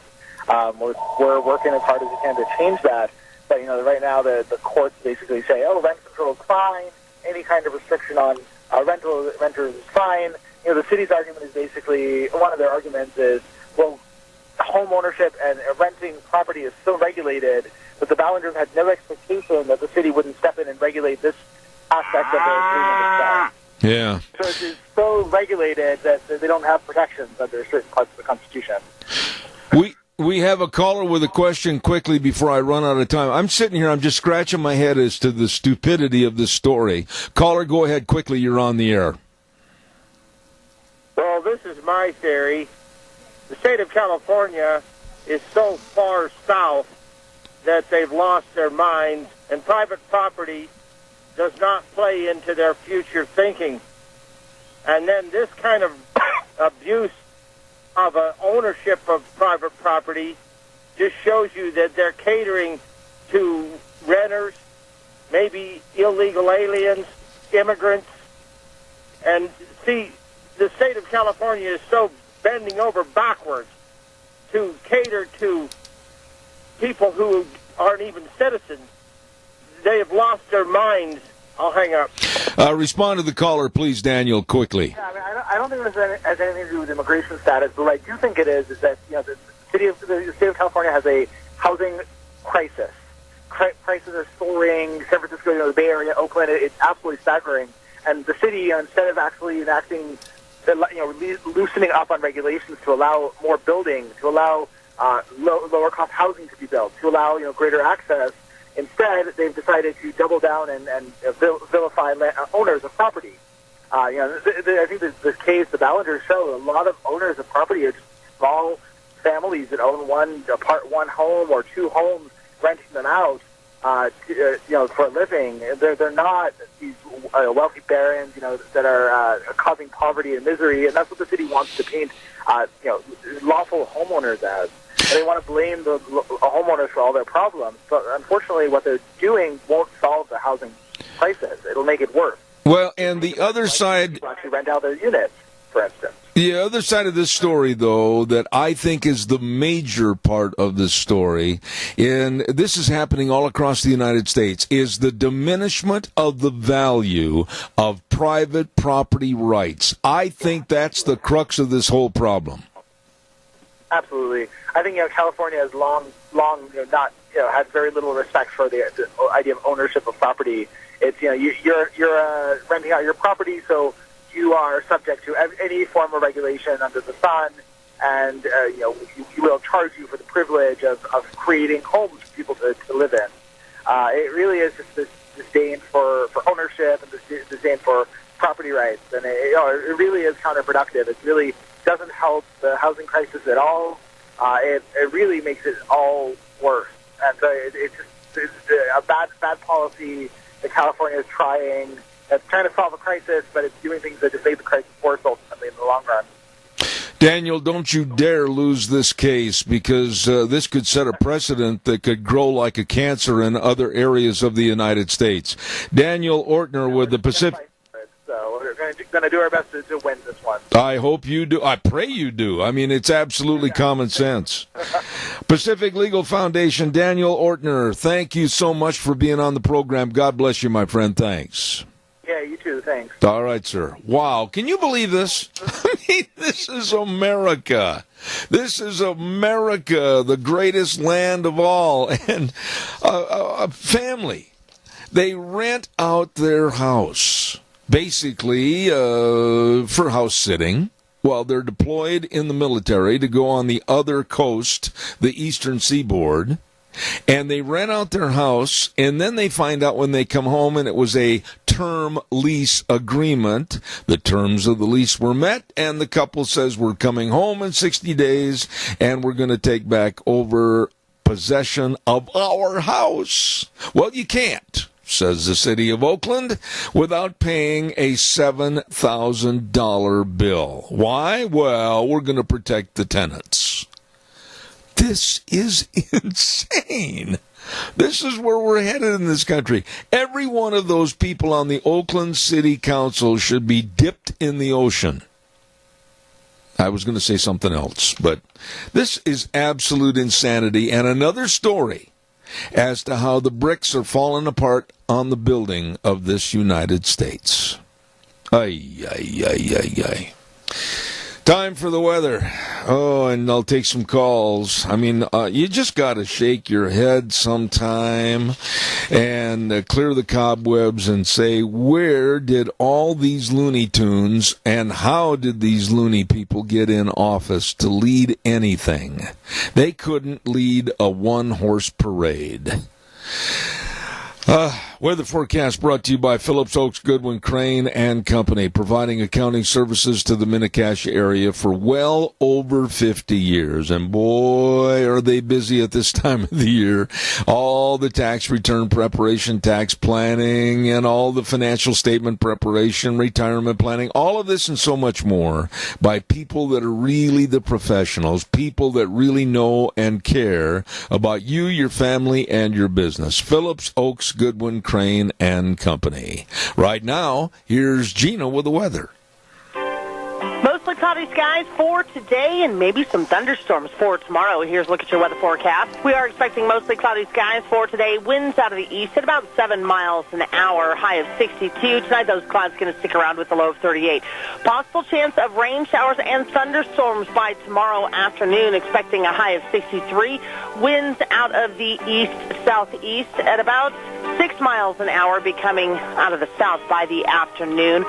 Showers likely for tomorrow night, about a 70% chance with a low of 40. That could continue for Thursday, expecting a high of 51.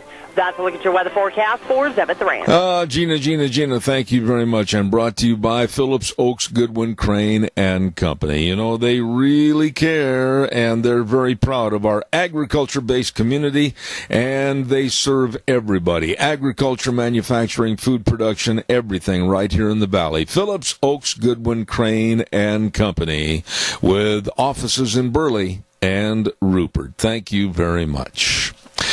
All right, calls are welcome and appreciated. 436-2244, 1-866-927-4587. I keep all the different newspaper stories about various subjects, whether it's our economy, whether it's illegal alien immigration, or whether it's the stupidity of people like Alexandria Ocasio-Cortez with the new Green Deal.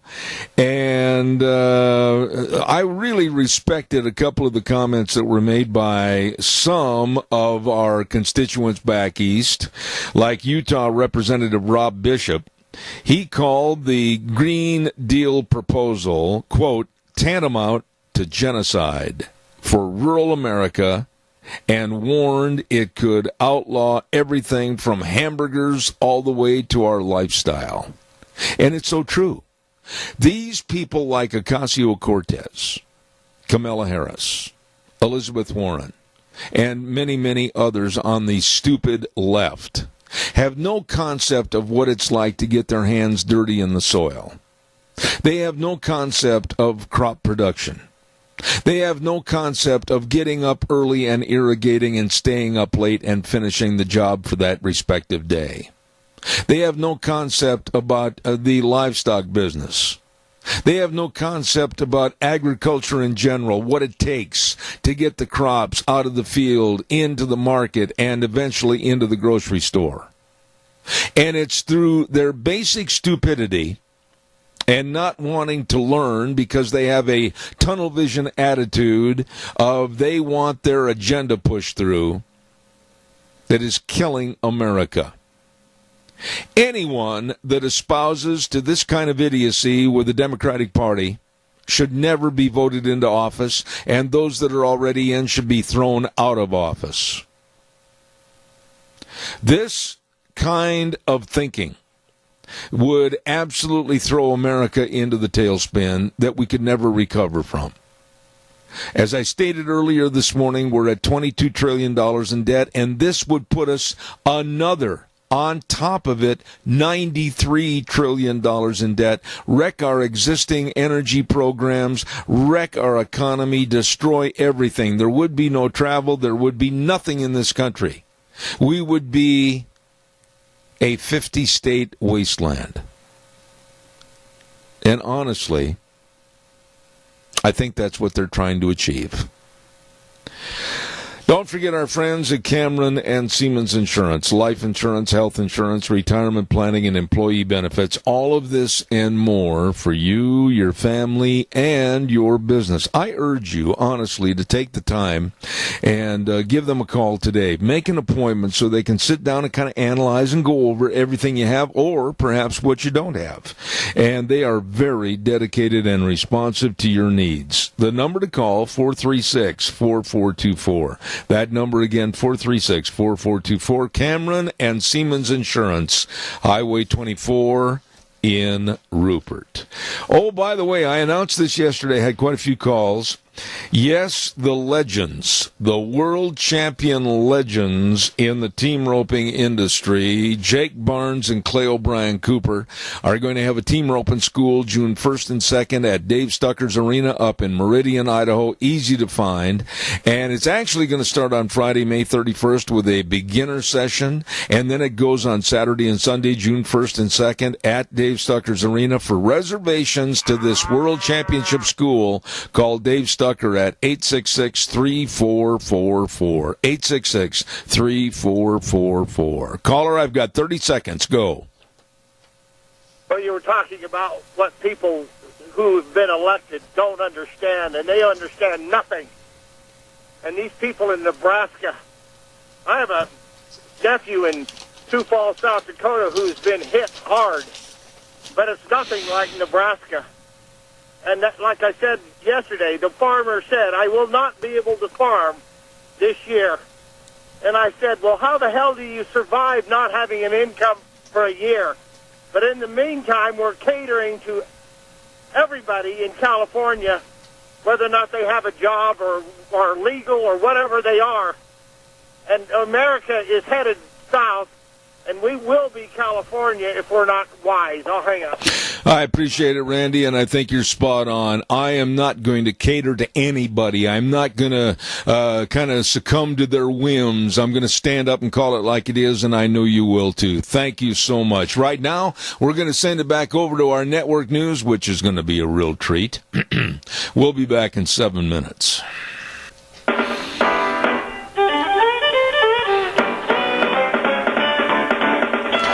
Oh, good morning again. Good morning. Hour number 3. Zeb at the Ranch on this Tuesday, already March 26th. Can you believe it? Man, is this year going by fast.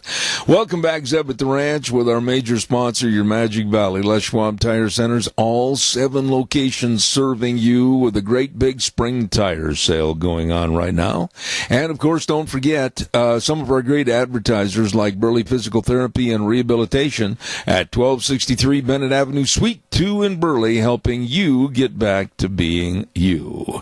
We're going to have our guest with us in just a moment, but right now I'd also like to remind you about our friends at Dino's Septic Service. And you're saying, well, what can they do for me? Well, I'll tell you what, you don't want to be standing out there pumping a septic tank. No. You don't want to be out there with that liquid waste removal or trying to clean out those sewer and sink drain lines. Oh, no! You give them a call. They'll be there to help you. Fast, fair, friendly service at 436-6526 or 678-1638. Absolutely, Dino Septic Service. And the big truck that says smells cargo on the way, Dino Septic Service, serving you.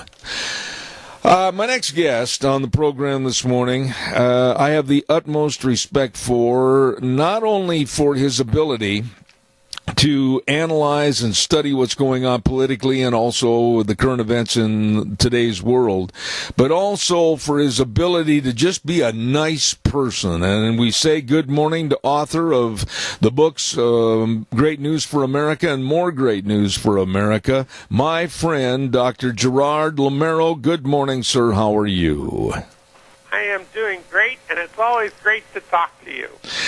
Well, Dr. Lamaro, I want to get right into it this morning and ask you, first and foremost, about your thoughts over the Mueller findings with no collusion, your thoughts over where we are now and where we're headed with more investigatory means by the Democrats. What do you think about all this?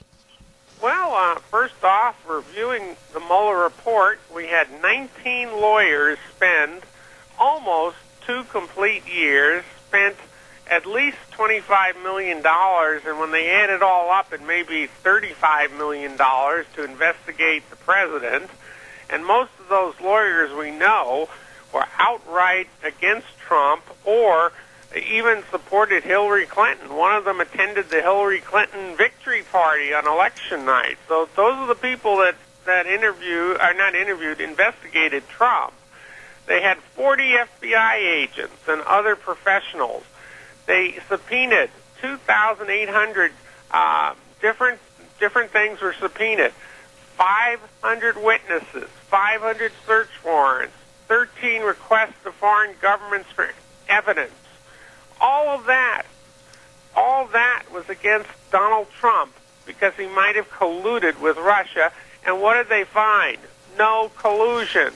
It's the delusion collusion, or the collusion delusion, however you want to say it. They found nothing. And he'd been saying it all along he did nothing, but they really were attacking him because they didn't like his conservative principles and the fact he was managing this country much more conservatively and not part of the establishment liberals and socialists and Marxists that want to run this country in a different way. So the Mueller investigation really did say that he did not collude with Russia. The other thing about they try to say that maybe he obstructed justice, well, the Mueller report didn't say he did that. They didn't say that he was exonerated in their opinion either. They said that's up to the Attorney General to decide. And, of course, the Attorney General, who's an intelligent gentleman, Andy Barr, he said, well, look, if there was no crime committed, how could he obstruct any justice with regard to that crime? And that's pretty commonsensical. That's obvious. If there's no crime, how can you obstruct it from being investigated? So they said there's no obstruction of justice. So basically, President Trump has been fully exonerated by anybody who's fair. And as one person suggested, he should be given a great apology by the Democrats and by the media for treating him this badly for 2 years. Dr. Romero, this morning I heard and listened to what I would term as one of the dumbest remarks I've ever heard in my life. And my engineer at the studio, we've got feedback. You're going to have to ride that game, please, Wheels. But it was made by former CIA head John Brennan. And when he was asked whether or not he would apologize for his remarks against President Trump as far as being even possibly a traitor to the United States, John Brennan looked at the camera and had the audacity and the stupidity to say, oh, no, I'm not going to apologize because I was fed bad information. Here's a guy that headed up the CIA, has all the up-to-the-minute and 30 seconds of information on everything going on in the world, and he was dumb enough to say that he was fed bad information? That's ludicrous. It certainly is. It's also unbelievable. And why doesn't he just come out and say, I didn't want Trump to be president, and I was going to do whatever I could to get rid of him? Because let's face it, that's what the Democrats did. They didn't like Donald Trump. They wanted to get rid of him. They all were disappointed that Hillary didn't win the election. Apparently they didn't read my stuff because I said Trump was going to win, but they believed the polls that said Hillary was going to win. And you know, on Election Day, the actual day of election, Tuesday, November 8, 2016, I was on one of many shows, and they said to me on the show, you know, the exit polls say that Hillary Clinton has won this election. We'll give you one last chance to say Trump's going to lose. I said, forget it. He's going to win this election. I don't believe the polls this year. And so they taped it, and they played it back a week later, and of course, Trump did win.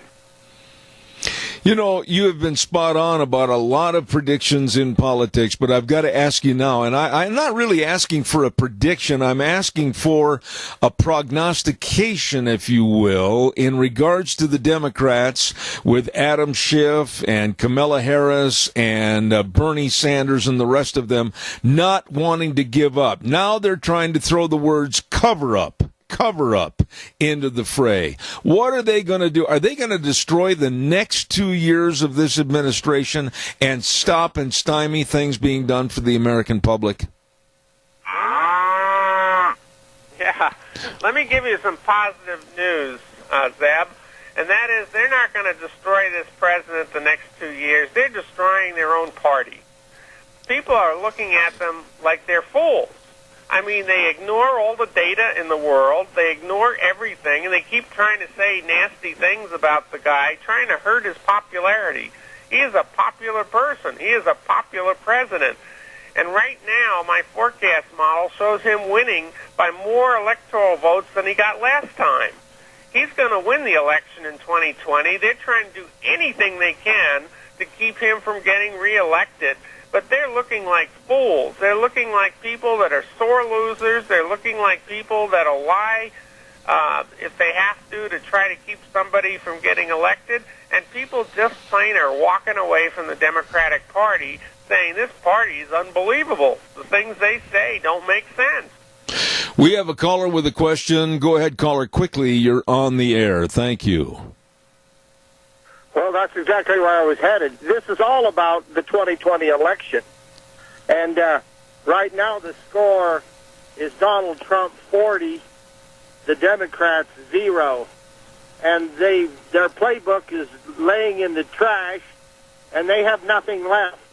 And they aren't going to. And now it literally comes down to a situation where I believe they were just literally trying to get attention, airtime, and I don't know. They seem to be mentally ill, and they don't seem to realize it. I'll hang up. Thanks. Respond to the caller, please, Dr. Lamero. Well, the caller is absolutely correct. You have smart callers there. And I'll tell you, he's right. They're basically throwing this out because they have nothing else. I mean, look at what they're trying to run on. We've got the Democrats saying they want to have the green plan, that'll cost $93 trillion and bankrupt this country. They want to shut down all airplanes. They want to kill all cattle because they don't like the smell from cattle. I mean, their plans are ludicrous. One Democrat, Howard Schultz, who's a little less radical than the rest of them, said the green plan in one word can be summarized as fantasy. That's what they're offering, fantasy. And people are walking away from it. They know they're going to lose, so what else can they do? They're going to attack Trump. That's the only person they can attack because they won't attack themselves. In your estimation, Dr. Lamero, when you look at the possible nominees for the Democratic nod for president, and you've got a whole list of them like Bernie Sanders and Beto O'Rourke, Michelle Obama, possibly at the last minute, Joe Biden, etc. But I'm going to pick and choose some names, and I want you to give me what you think. Beto O'Rourke, I've watched this guy. I've studied this guy. I've seen tapes on this person. I've listened to him. Honestly, this guy acts like he doesn't have all of his ducks flying in the same direction, and he acts sometimes like he's on drugs when he does interviews, and I saw one last night where he was so disjointed and absolutely aloof. What kind of a person is Beto O'Rourke? Well, believe it or not, the best description I've heard of him is he's an empty suit. And that's because every time they ask him a question, he doesn't answer it. He answers some other question they didn't ask. So the guy just keeps dodging the real issues. He's got a bad track record, in my personal opinion. I mean, he was arrested for drunken driving. He's written some strange things in his past. He wrote something about killing children, running over children, right, killing them or something, and enjoying that. I mean, who writes that kind of stuff? You must be a little bit off, off saying things like that. I think he's just somebody that Hollywood likes, maybe because they like funny people, and they send him lots of money. He is married to a lady whose father is a billionaire who helped him financially, so he's got some money in his own family. But in terms of somebody running for president, I think we should really be skeptical of him ever becoming president, because I think he's just plain doesn't know what he's talking about, from what I can tell. Let me ask you, and you're closer to the situation on the East Coast with this particular gentleman, and I use that term loosely, but why? Why, in your opinion, has Bernie Sanders still remained somewhat at the top of the pile? He's a socialist/communist, absolutely doesn't like anything about America or its capitalistic ways. Why and how does this man still retain, at his age 77, soon to be 78, this much power? Well, the answer is that the Democrats don't have much to pick from. I mean, no matter who they pick from, they're going to be somewhat similar. Most of them who are running are pushing socialism, communism, Marxism, or a combination. So they all look kind of funny. He got himself a head start because he's running against Hillary, and most of the Democrats didn't really like Hillary, so he got a little popular. And, you know, he said things that the young people liked, like free college tuition for everybody and $15 minimum wage and Medicare for all. And some of the people, you know, they just globbed onto him. But now they have a choice. There are 13 Democrat candidates officially. There's about another 12 about ready to enter, and there's another 10 or 20 that might still enter. So they're going to have choices for, you know, they want socialists. They're going to have lots of choices, and I think he's going to go down in popularity. He's not likely to get nominated. Neither is Beto O'Rourke. But in terms of who's ahead at the moment, but this is very early, those two are two at the top who are actually ahead by the amount of money they've raised. Dr. Lamero, I have absolutely the utmost respect for you and your book and your verbiage as far as the way you come across with your thoughts, etc. But of all these candidates that we know now that might be possible nominees, who makes you the most afraid that if they did become president, what they would do to this country? Who do you fear the most? Boy, that's a tough question, because any socialist will do a lot of damage. I would say maybe the Beto O'Rourke, because I don't even think he knows what he's talking about. I don't even think he knows how to do socialism. I'm guessing he can't run anything. But I would say he's the least qualified from what I can tell, but I think all of them will do a bad job. Cory Booker, for example, I don't think he did a good job when he was mayor of Newark. Elizabeth Warren, she puts down that she's a member of American Indians, you know, and she's a member of the Cherokees or whatever, when she doesn't seem to have much heritage there. These people are just all, you know, out to lunch, in my opinion.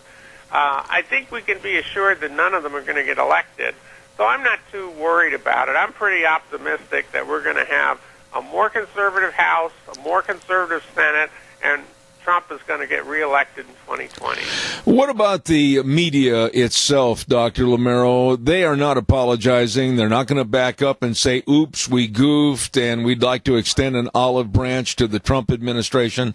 The media is not going to change. How can the Trump administration expect bigger and better things with a media that absolutely hates him for the next 2 years at least? Well, first of all, let me comment on their lack of apology. People make an apology when they make an honest mistake and they want to make up for it.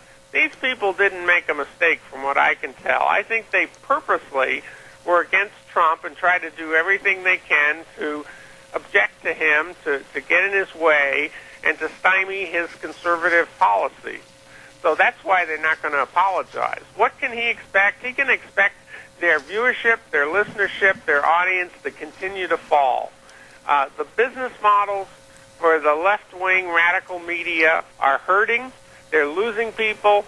And thanks to competition, free enterprise, and our wonderful system, more and more organizations are coming out, on the internet so people can get honest truth and answers.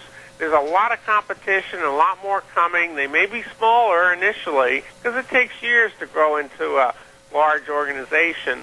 But a lot of those folks are laying off editors, laying off reporters, and just plain losing customers.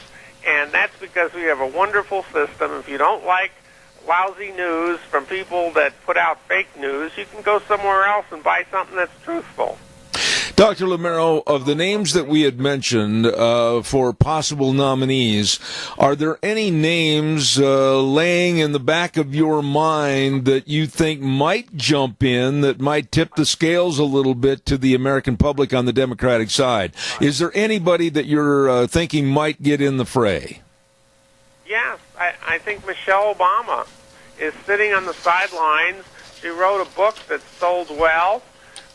She has all of her husband's political connections, organizational connections, and financial connections.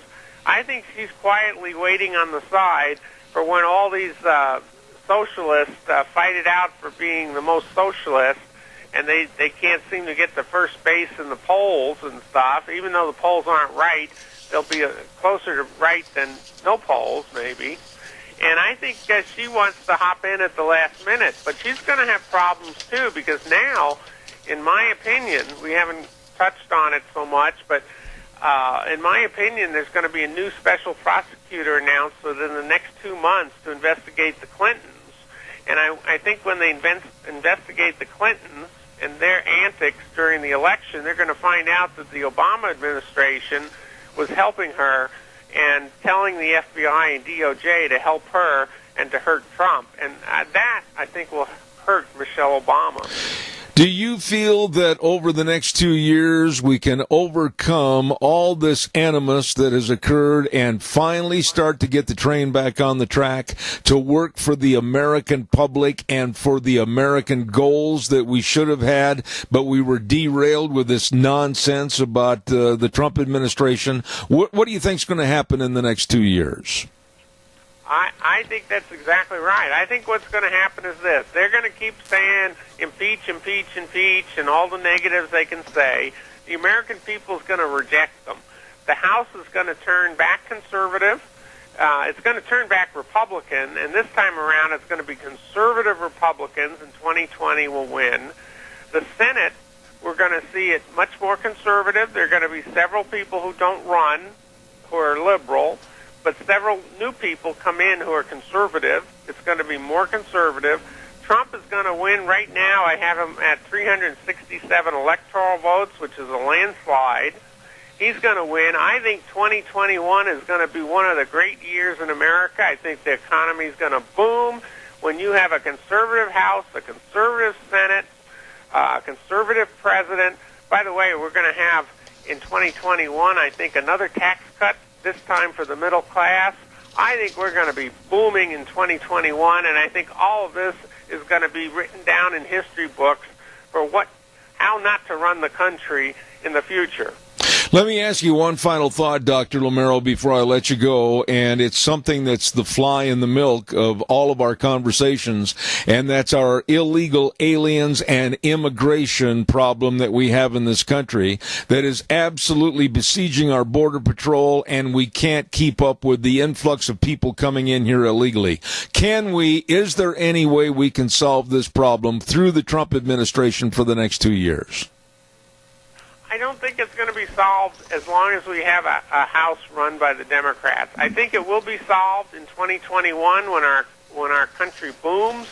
I think we're going to have to do the best we can and try to keep as many illegal people from voting that shouldn't vote. I think we've got to do the best we can to guard our votes for the next 2 years.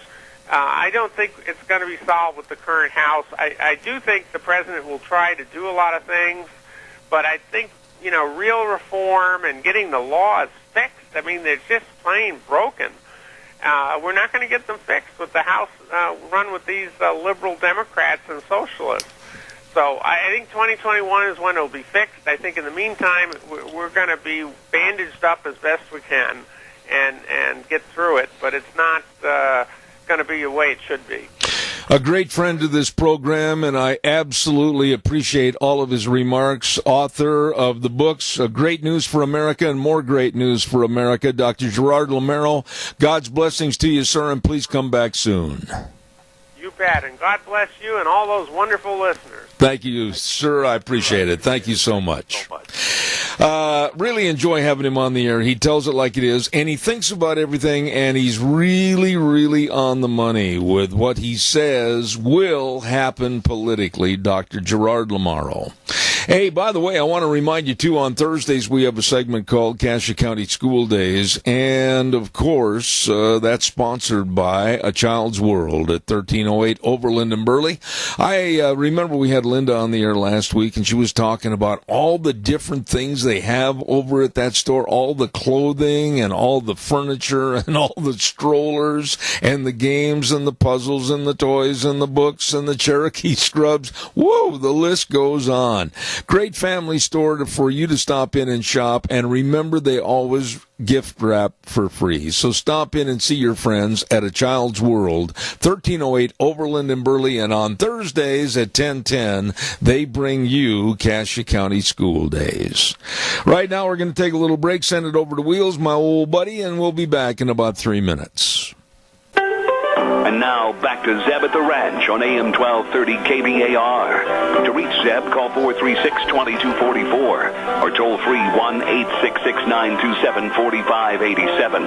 And now, here is Zeb Bell. I thought earlier this morning when we had the story about California where homeowners had to literally pay a tax to the renters of their homes to have them move out, I just thought, what in the world? Stupidity in California. But it didn't stop there. No. They've got another story of stupidity about taxing drinking water. And with us right now is attorney Tim Snowball. Good morning with Pacific Legal Foundation. How are you, Tim? I am fantastic. So good to talk to you again. Well, it's my pleasure, and I'm sitting here scratching my head. Do you mean to tell me that if I go to Red Bluff or Clovis or if I'm down at Bakersfield, every time I take a drink of water, I've got to pay a tax on it? What's going on here? You know, it strains the imagination, right? Because you step back, you look at it. I mean, I wrote a couple of months ago about how many laws the state of California had passed in 2018, over 1,000 new laws. So you can't get a plastic straw if you go into a restaurant. If you've got kids, they can't have a soda in a restaurant anymore. I mean, it's every last thing. And so now, as you mentioned, we've gotten all the way down to taxing one of our most basic necessities, which is drinking water, right? And this is the brainchild of our new illustrious governor here in the state of California. Gavin Newsom came out with guns blazing and says, "Hey, I got a good idea. Let's tax water." I think it just goes to show how far we've gone off the path here in my home state. Well, you know, I love California. I do. I've got a lot of friends down there. When I was in the rodeo business full time, I announced almost every rodeo in that state. I just absolutely enjoy California. The people, the communities, the beauty, but the stupidity of the politicians in your state of California. How would they go about taxing a sip of water? You got to explain this further. Well, sure. So it won't. I don't think it will be quite that draconian. They want to put a monthly tax on your regular utility bill. So, we already have high utility bills here in the state, but they want to add an additional tax just on top of your regular water bill. So at least yet, we don't have government cameras installed in our homes watching everything we do, so they won't be taxing every individual sip of water. But I think the problem with this thing, is like as our governor, previous governor, Moonbeam Brown, was leaving office, right? He was touting this $82 billion budget surplus we have, about how, the state's in the green, we're doing very well financially. And so, Governor Newsom talks about wanting to go out to different parts of the state and invest money in improving different areas of the state that might have subpar water quality. And I think, if you're looking at the legitimate scope of government action, ensuring that citizens have safe drinking water, that's a worthy goal, right? But the point being, we have the money in the general fund to go out and do this. There's no reason to enact a new tax. And so I think it speaks more largely to the idea that every time there's a social problem or every time there's an issue, the knee-jerk kind of liberal reaction is to go out and say, hey, I know what we'll do. We'll enact a new tax. And I don't think that that's the best, scope for public policy every single time. Well, now, Tim, how would this work if I'm a farmer or a rancher or I've got maybe 3 or 4 acres out in a rural area and I've bought it, I've developed it, I've put and dug my own well that supposedly is quote-unquote my water? Would they also tax private citizens on their own private wells? Do we still get to have private property in the state of California? You got me excited. People can still buy property out here and farm it? No. I mean, I'm not sure what the implications would be for something like that. I would assume, based on basic principles of American jurisprudence, that you'd be allowed to, have full jurisdiction and reign over your own land and your own property and your own water. But I can't say for certain. I mean, the real issue here is, you pass a new regulation like this, and in order to even administer the thing, you have to hire a whole army of new bureaucrats to go out and to basically, surveil people and make sure that they're paying this new tax. And I mean, it really goes to the heart, I think, the ideological split between the left and the right. You know what I mean? Say what you want to say about the Republican Party or anybody on the right. I think at the very minimum, they'll still be discussing what is the proper extent and scope of government power. But I mean, you look at something like this, Seth, if they can tax your drinking water, where can we draw the line in the future if they decide to tax something like this? What is off limits? Can every single facet of our lives be amenable to being taxed by the government? I mean, is that the vision that the founders had, when they founded the United States? Yeah, and I'm not trying to be facetious when I say this, but thought entered my head while you were talking, if you will, Tim, that there might in the future even be a fresh air, breathe air tax, to the point where if there's problems with all the bad air in California, they might say, okay, we're going to clean it up, and the way we're going to clean it up, every human being takes so many breaths of air per minute, and we're going to tax that human being for breathing in part of the atmosphere, and we're going to charge him for fresh air. That's really, I think, a feasible thought that they could do if they're going to start taxing drinking water. No, and I mean, you read the writings of the founders, in particular James Madison, and Madison time and again will say, when you see, liberty be destroyed, or when you see these kind of social revolutions, they don't happen overnight. They happen in small increments. And slowly but surely, the power of government is ratcheted higher and higher and higher. So go back to the time of the founding. Generally speaking, most taxes were consumption taxes. You were taxed upon products or services that you were purchasing in the private market. And you see slowly over the course of history just increased taxation from, I always thought it was interesting, like property rights. Like property rights are one of the most basic things we have in this country. So you purchase private property, then they turn around and they penalize you with additional taxes for being productive. You know what I mean? Or you go out and you earn an income, and they tax your income. So you're being taxed without even making any decisions except for going out and working a job. And so I think that the possibility you lay out, I mean, it sounds like something out of George Orwell, but I think that if you don't draw the line now, when someone proposes taxing drinking water, then what legitimacy do you have down the line when they say they want to tax the air or the sunshine or, who knows what else? I look at this event as, or I should say I look at this taxation as a crippling event that could take place and hurt or stymie any and all events, whether it's a rock concert, whether it's a country music concert, whether it's a rodeo, whatever the event would be, a county fair, whatever, where they would have en masse drinking of water. There would be a severe tax to almost put those events right out of business. Is that not correct? No, I mean, I think that that's a concern. I mean, I'm more concerned with the whole dynamic, of California. Like, first of all, I don't think that there's a single policy or decision that Gavin Newsom has made in the last 10 or 15 years without an eye ultimately toward running for president of the United States. I think that he has been making stepping stone, moves toward that. So I think that a policy like this has much less to do with actually fixing the problem and more to do with him, virtue signaling to the rest of the country, about how progressive he is and how progressive California is. You also have this dynamic of, California kind of exporting public policies out to the surrounding states. You'll see California pass one of these like wacky kind of laws, like the plastic straw ban, and you'll say, "Oh my God, that's so ridiculous." You know what I mean? No other state's going to do that.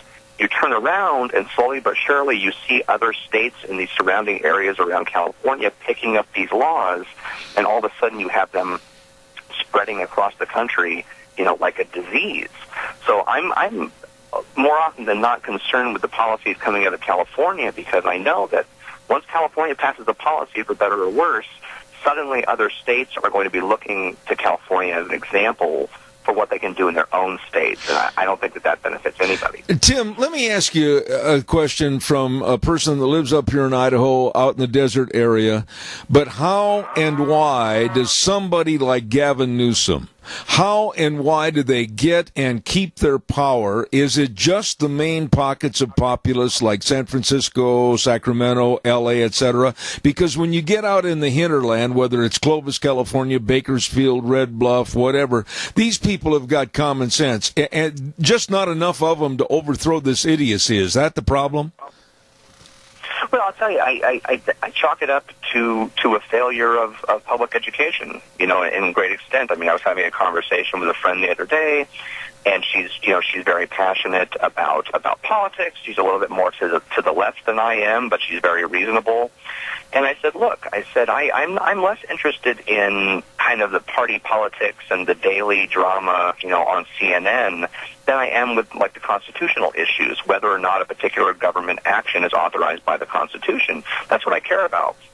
And so when you look at someone like a Gavin Newsom who has ridden this wave of populism, the people who are voting for Gavin Newsom, they're not concerned with the proper extent of government power or even whether or not he's going to fulfill his campaign promises.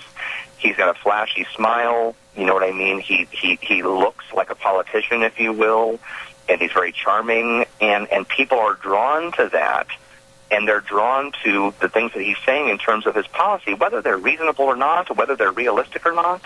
And I think it's really a failure. I'm old enough now where we still had civics class in junior high and high school, and those were some of my favorite classes.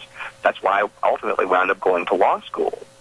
And I just don't know if it's the same level of attention now for public education in California that it used to be. We have a caller with a question for you, Tim. Stand by. Caller, go ahead, please. Yes, you were talking about how people adapt Californian ideas. What they ought to do is adapt an Idaho idea on water. We in Idaho have solved our water issue. We recharge the aquifer at a rate that is nothing. Nobody else in the West is even doing what we're doing. And a couple years ago when the Oroville Dam ran unbelievable amounts of water out to sea, they can't decide whether or not they want to save the water for the people. And they can't even irrigate all of the farm ground in California, but they want to tax you for drinking water. I'll hang up. Respond to the caller, please, Tim, if you would. Sure. I think that you make a great point in terms of there are always going to be alternative ideas when you come to, looking at a problem of public policy, right? That's what people who work in public policy are supposed to do. I think one of the problems, of course, is that for the past 10 or 15 years, we've been under a one-party rule out here in California. There's no flexibility. I know people, former colleagues and friends who work in Republican politics here in the state of California, and we are, it's a minority, you know what I mean? And so, on the one hand, I think that ideas like the caller, mentioned, alternatives to taxation are a great idea. Unfortunately, I just don't know what chance they have while the Democrats are still in control of Sacramento. Yeah, I guess what I'm going to go back to, though, Tim, I'm a little naive about this, so bear with me. I just don't understand why the people in California aren't outraged. Why aren't they grabbing their pitchforks like the painting of American Gothic and parading down the streets of Sacramento, demanding, look, no straws, no soda, now we got to pay a tax on drinking water. You would think the general public would absolutely be incensed and throw the bums out. Well, I think it goes back to, I think there are people that you do have a contingent of the state that feels that way, but of course, like I mentioned, you've got this supermajority in the legislature speaking for many parts, highly populated liberal parts of the state, and it's a difference of ideology, it's a difference of philosophy. So as you were mentioning, in Idaho, common sense, I would imagine, perspective that I share would be live and let live. You know what I mean? If my neighbor wants to dig a well, or they want to cultivate their land, or they want to give their kids, Pepsi with their dinner, or they want to use plastic straws, whatever they want to do, let them do it. They're not affecting me at all. They're not harming me. It has no effect on me and my family. So let them live their lives, right? I think that you flip that around, though, when it comes from a more progressive perspective. It's about control, right? When you get into some of these liberal doctrines, when you get into doctrines of socialism, it all hinges on control. And the idea is that I know better than you do how to live your life. And I don't think, you should be able to use plastic. Therefore, we'll pass a law that you can't do that.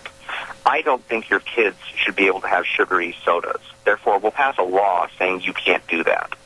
I think that, you're not paying enough in taxes for water. Therefore, we'll pass a law to do that. And the thing is, government is force. And every time you pass a law, or you support passing a law, you're basically advocating for the use of force against your neighbor. And again, at least from my personal perspective and the perspective of the founding of the United States, I don't think that's what the founders had in mind. Absolutely. What do you think long range on this issue with the water tax, et cetera, and possibly other progressive, stupid policies in the future? The state of California, what are you looking at over the next 5 to 10 years? Well, who knows? I'm optimistic. I'm optimistic that the minority party will be able to kind of get their stuff together and craft a platform to combat some of this nonsense, quite frankly. When you look at some of the founding ideas or ideas that are more center-right, freedom, prosperity, personal responsibility, all of these things that someone like you or I or your listeners might take for granted, these are common sense, basic things that allow us as individuals not only more individual freedom, but are the best thing for our communities. I'm a firm believer that communities and individual families are best equipped to run their own lives and govern themselves. Absolutely. You don't need a top-down government in Sacramento stepping in and telling them what they need to be doing every minute of the day from the cradle to the grave. And I think that that's a winning platform, but unfortunately I just haven't seen the other party make that pitch, or at least make that pitch effectively to overcome some of this, leftist ideological nonsense. Absolutely. Tim, I really appreciate the conversation with the Pacific Legal Foundation, Tim Snowball. Tim, how can people follow this story and others with PLF? Tell us, please.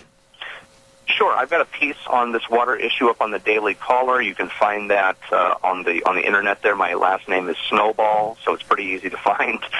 You can find more information on Pacific Legal Foundation on our website at www.pacificlegal.org. It has all of our case updates, all the projects that PLF is taking on. We're the oldest conservative libertarian public interest law firm in the country, so it's very exciting. And we're also on Twitter and Facebook and constantly putting new content up there as well.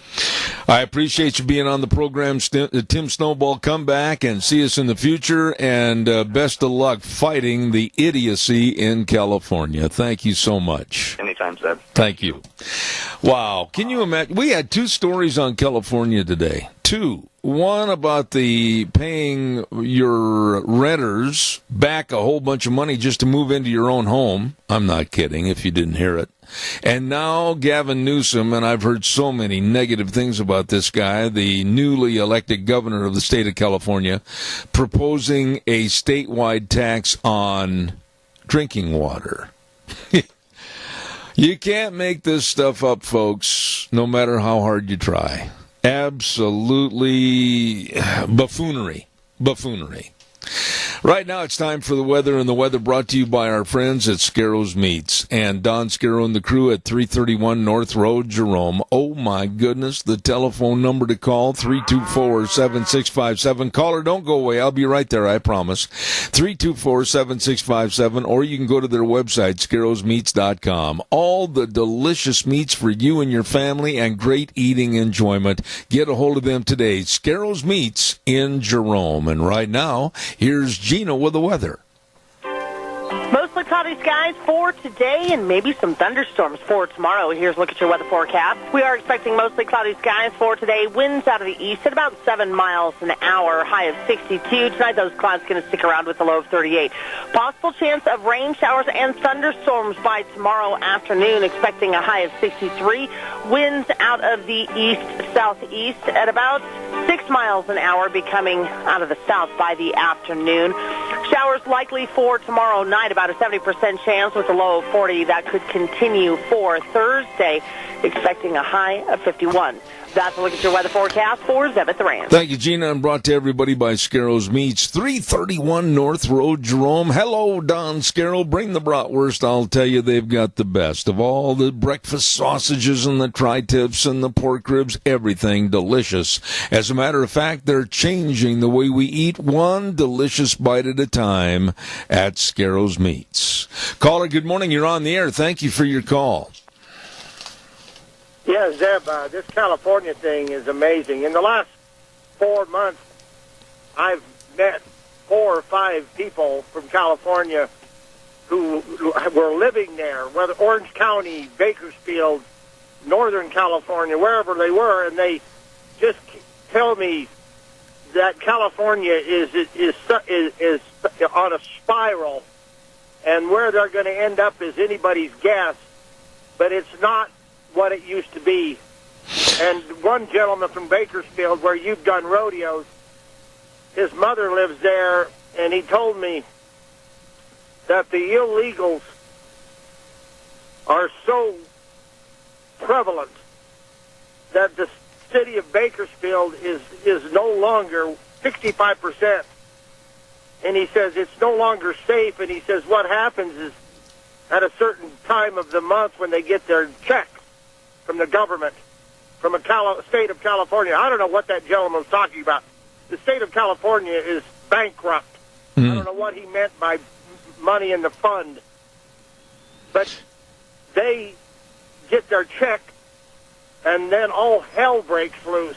Yeah. And then as they run out of money towards the end of their 30 days, things start to settle down, and then the cycle goes back. And he says nothing is safe. You better get it locked up and put away, he says, because if you don't, it will not survive the night. Well, what you're saying, Randy, I know for a fact is really true, because I know a lot of the police officers down in that area of Bakersfield, especially with the Kern County Sheriff's Department, and everything you said has been escalated and is worse now than it was when I left down there a couple of years ago. It's absolutely a haven for lawlessness and criminality. It's insane, and it's not what it used to be. And California ain't cool no more. And it's scary. And what's happening is these people, whether or not they're all over this southern Idaho area that I've met, and their description of what California is becoming is so frightening. Yeah. And it's just like I was saying about, remember the Oroville Dam and the spillway and the amount of water? They can't build a dam. They can't raise a dam. the global warmers say that the oceans are rising, but they run water to the ocean like hell wouldn't have it. That's right. And I say, well, why wouldn't you want to save it? In the Central Valley, there's farm ground they can't even water because they don't have the ability to do so. Some of the most prime farm ground on earth, they can't irrigate. I've got to run and go to the news right now, Randy, but we could talk on this tomorrow morning. The San Joaquin Valley I'm very familiar with, and all the agricultural practices. Thank you for your call and your concerns, because I agree with you spot on. Thanks, Randy. I appreciate it.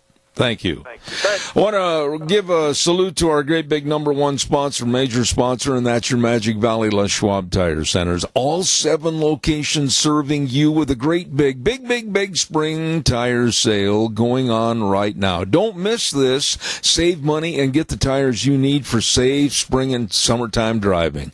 Tires like the Eclipse for your car, 70,000-mile warranty, or for your pickup and SUV, the Open Country HT, quiet, running, smooth ride. All of these tires and more, along with the best in brake service and front-end alignment, shocks and struts, batteries, but above all, service. Service to keep you running safely with Lane and Rupert, Dave on Blue Lakes and Twin, Mike and Buell, Mike and Jerome, the Twist family in Paul, Daniel on Pole Line in Twin Falls, and my buddy Randy on Overland in Burley. The best. Your Magic Valley Les Schwab Tire Centers. We got to get out of here. It's time to go. We'll be back tomorrow morning with more right here on Zebeth Ranch starting at 8:06. And we always end the program by saying the way things were, the way things ought to be, and the world needs more cowboys. See you tomorrow morning at 8:06.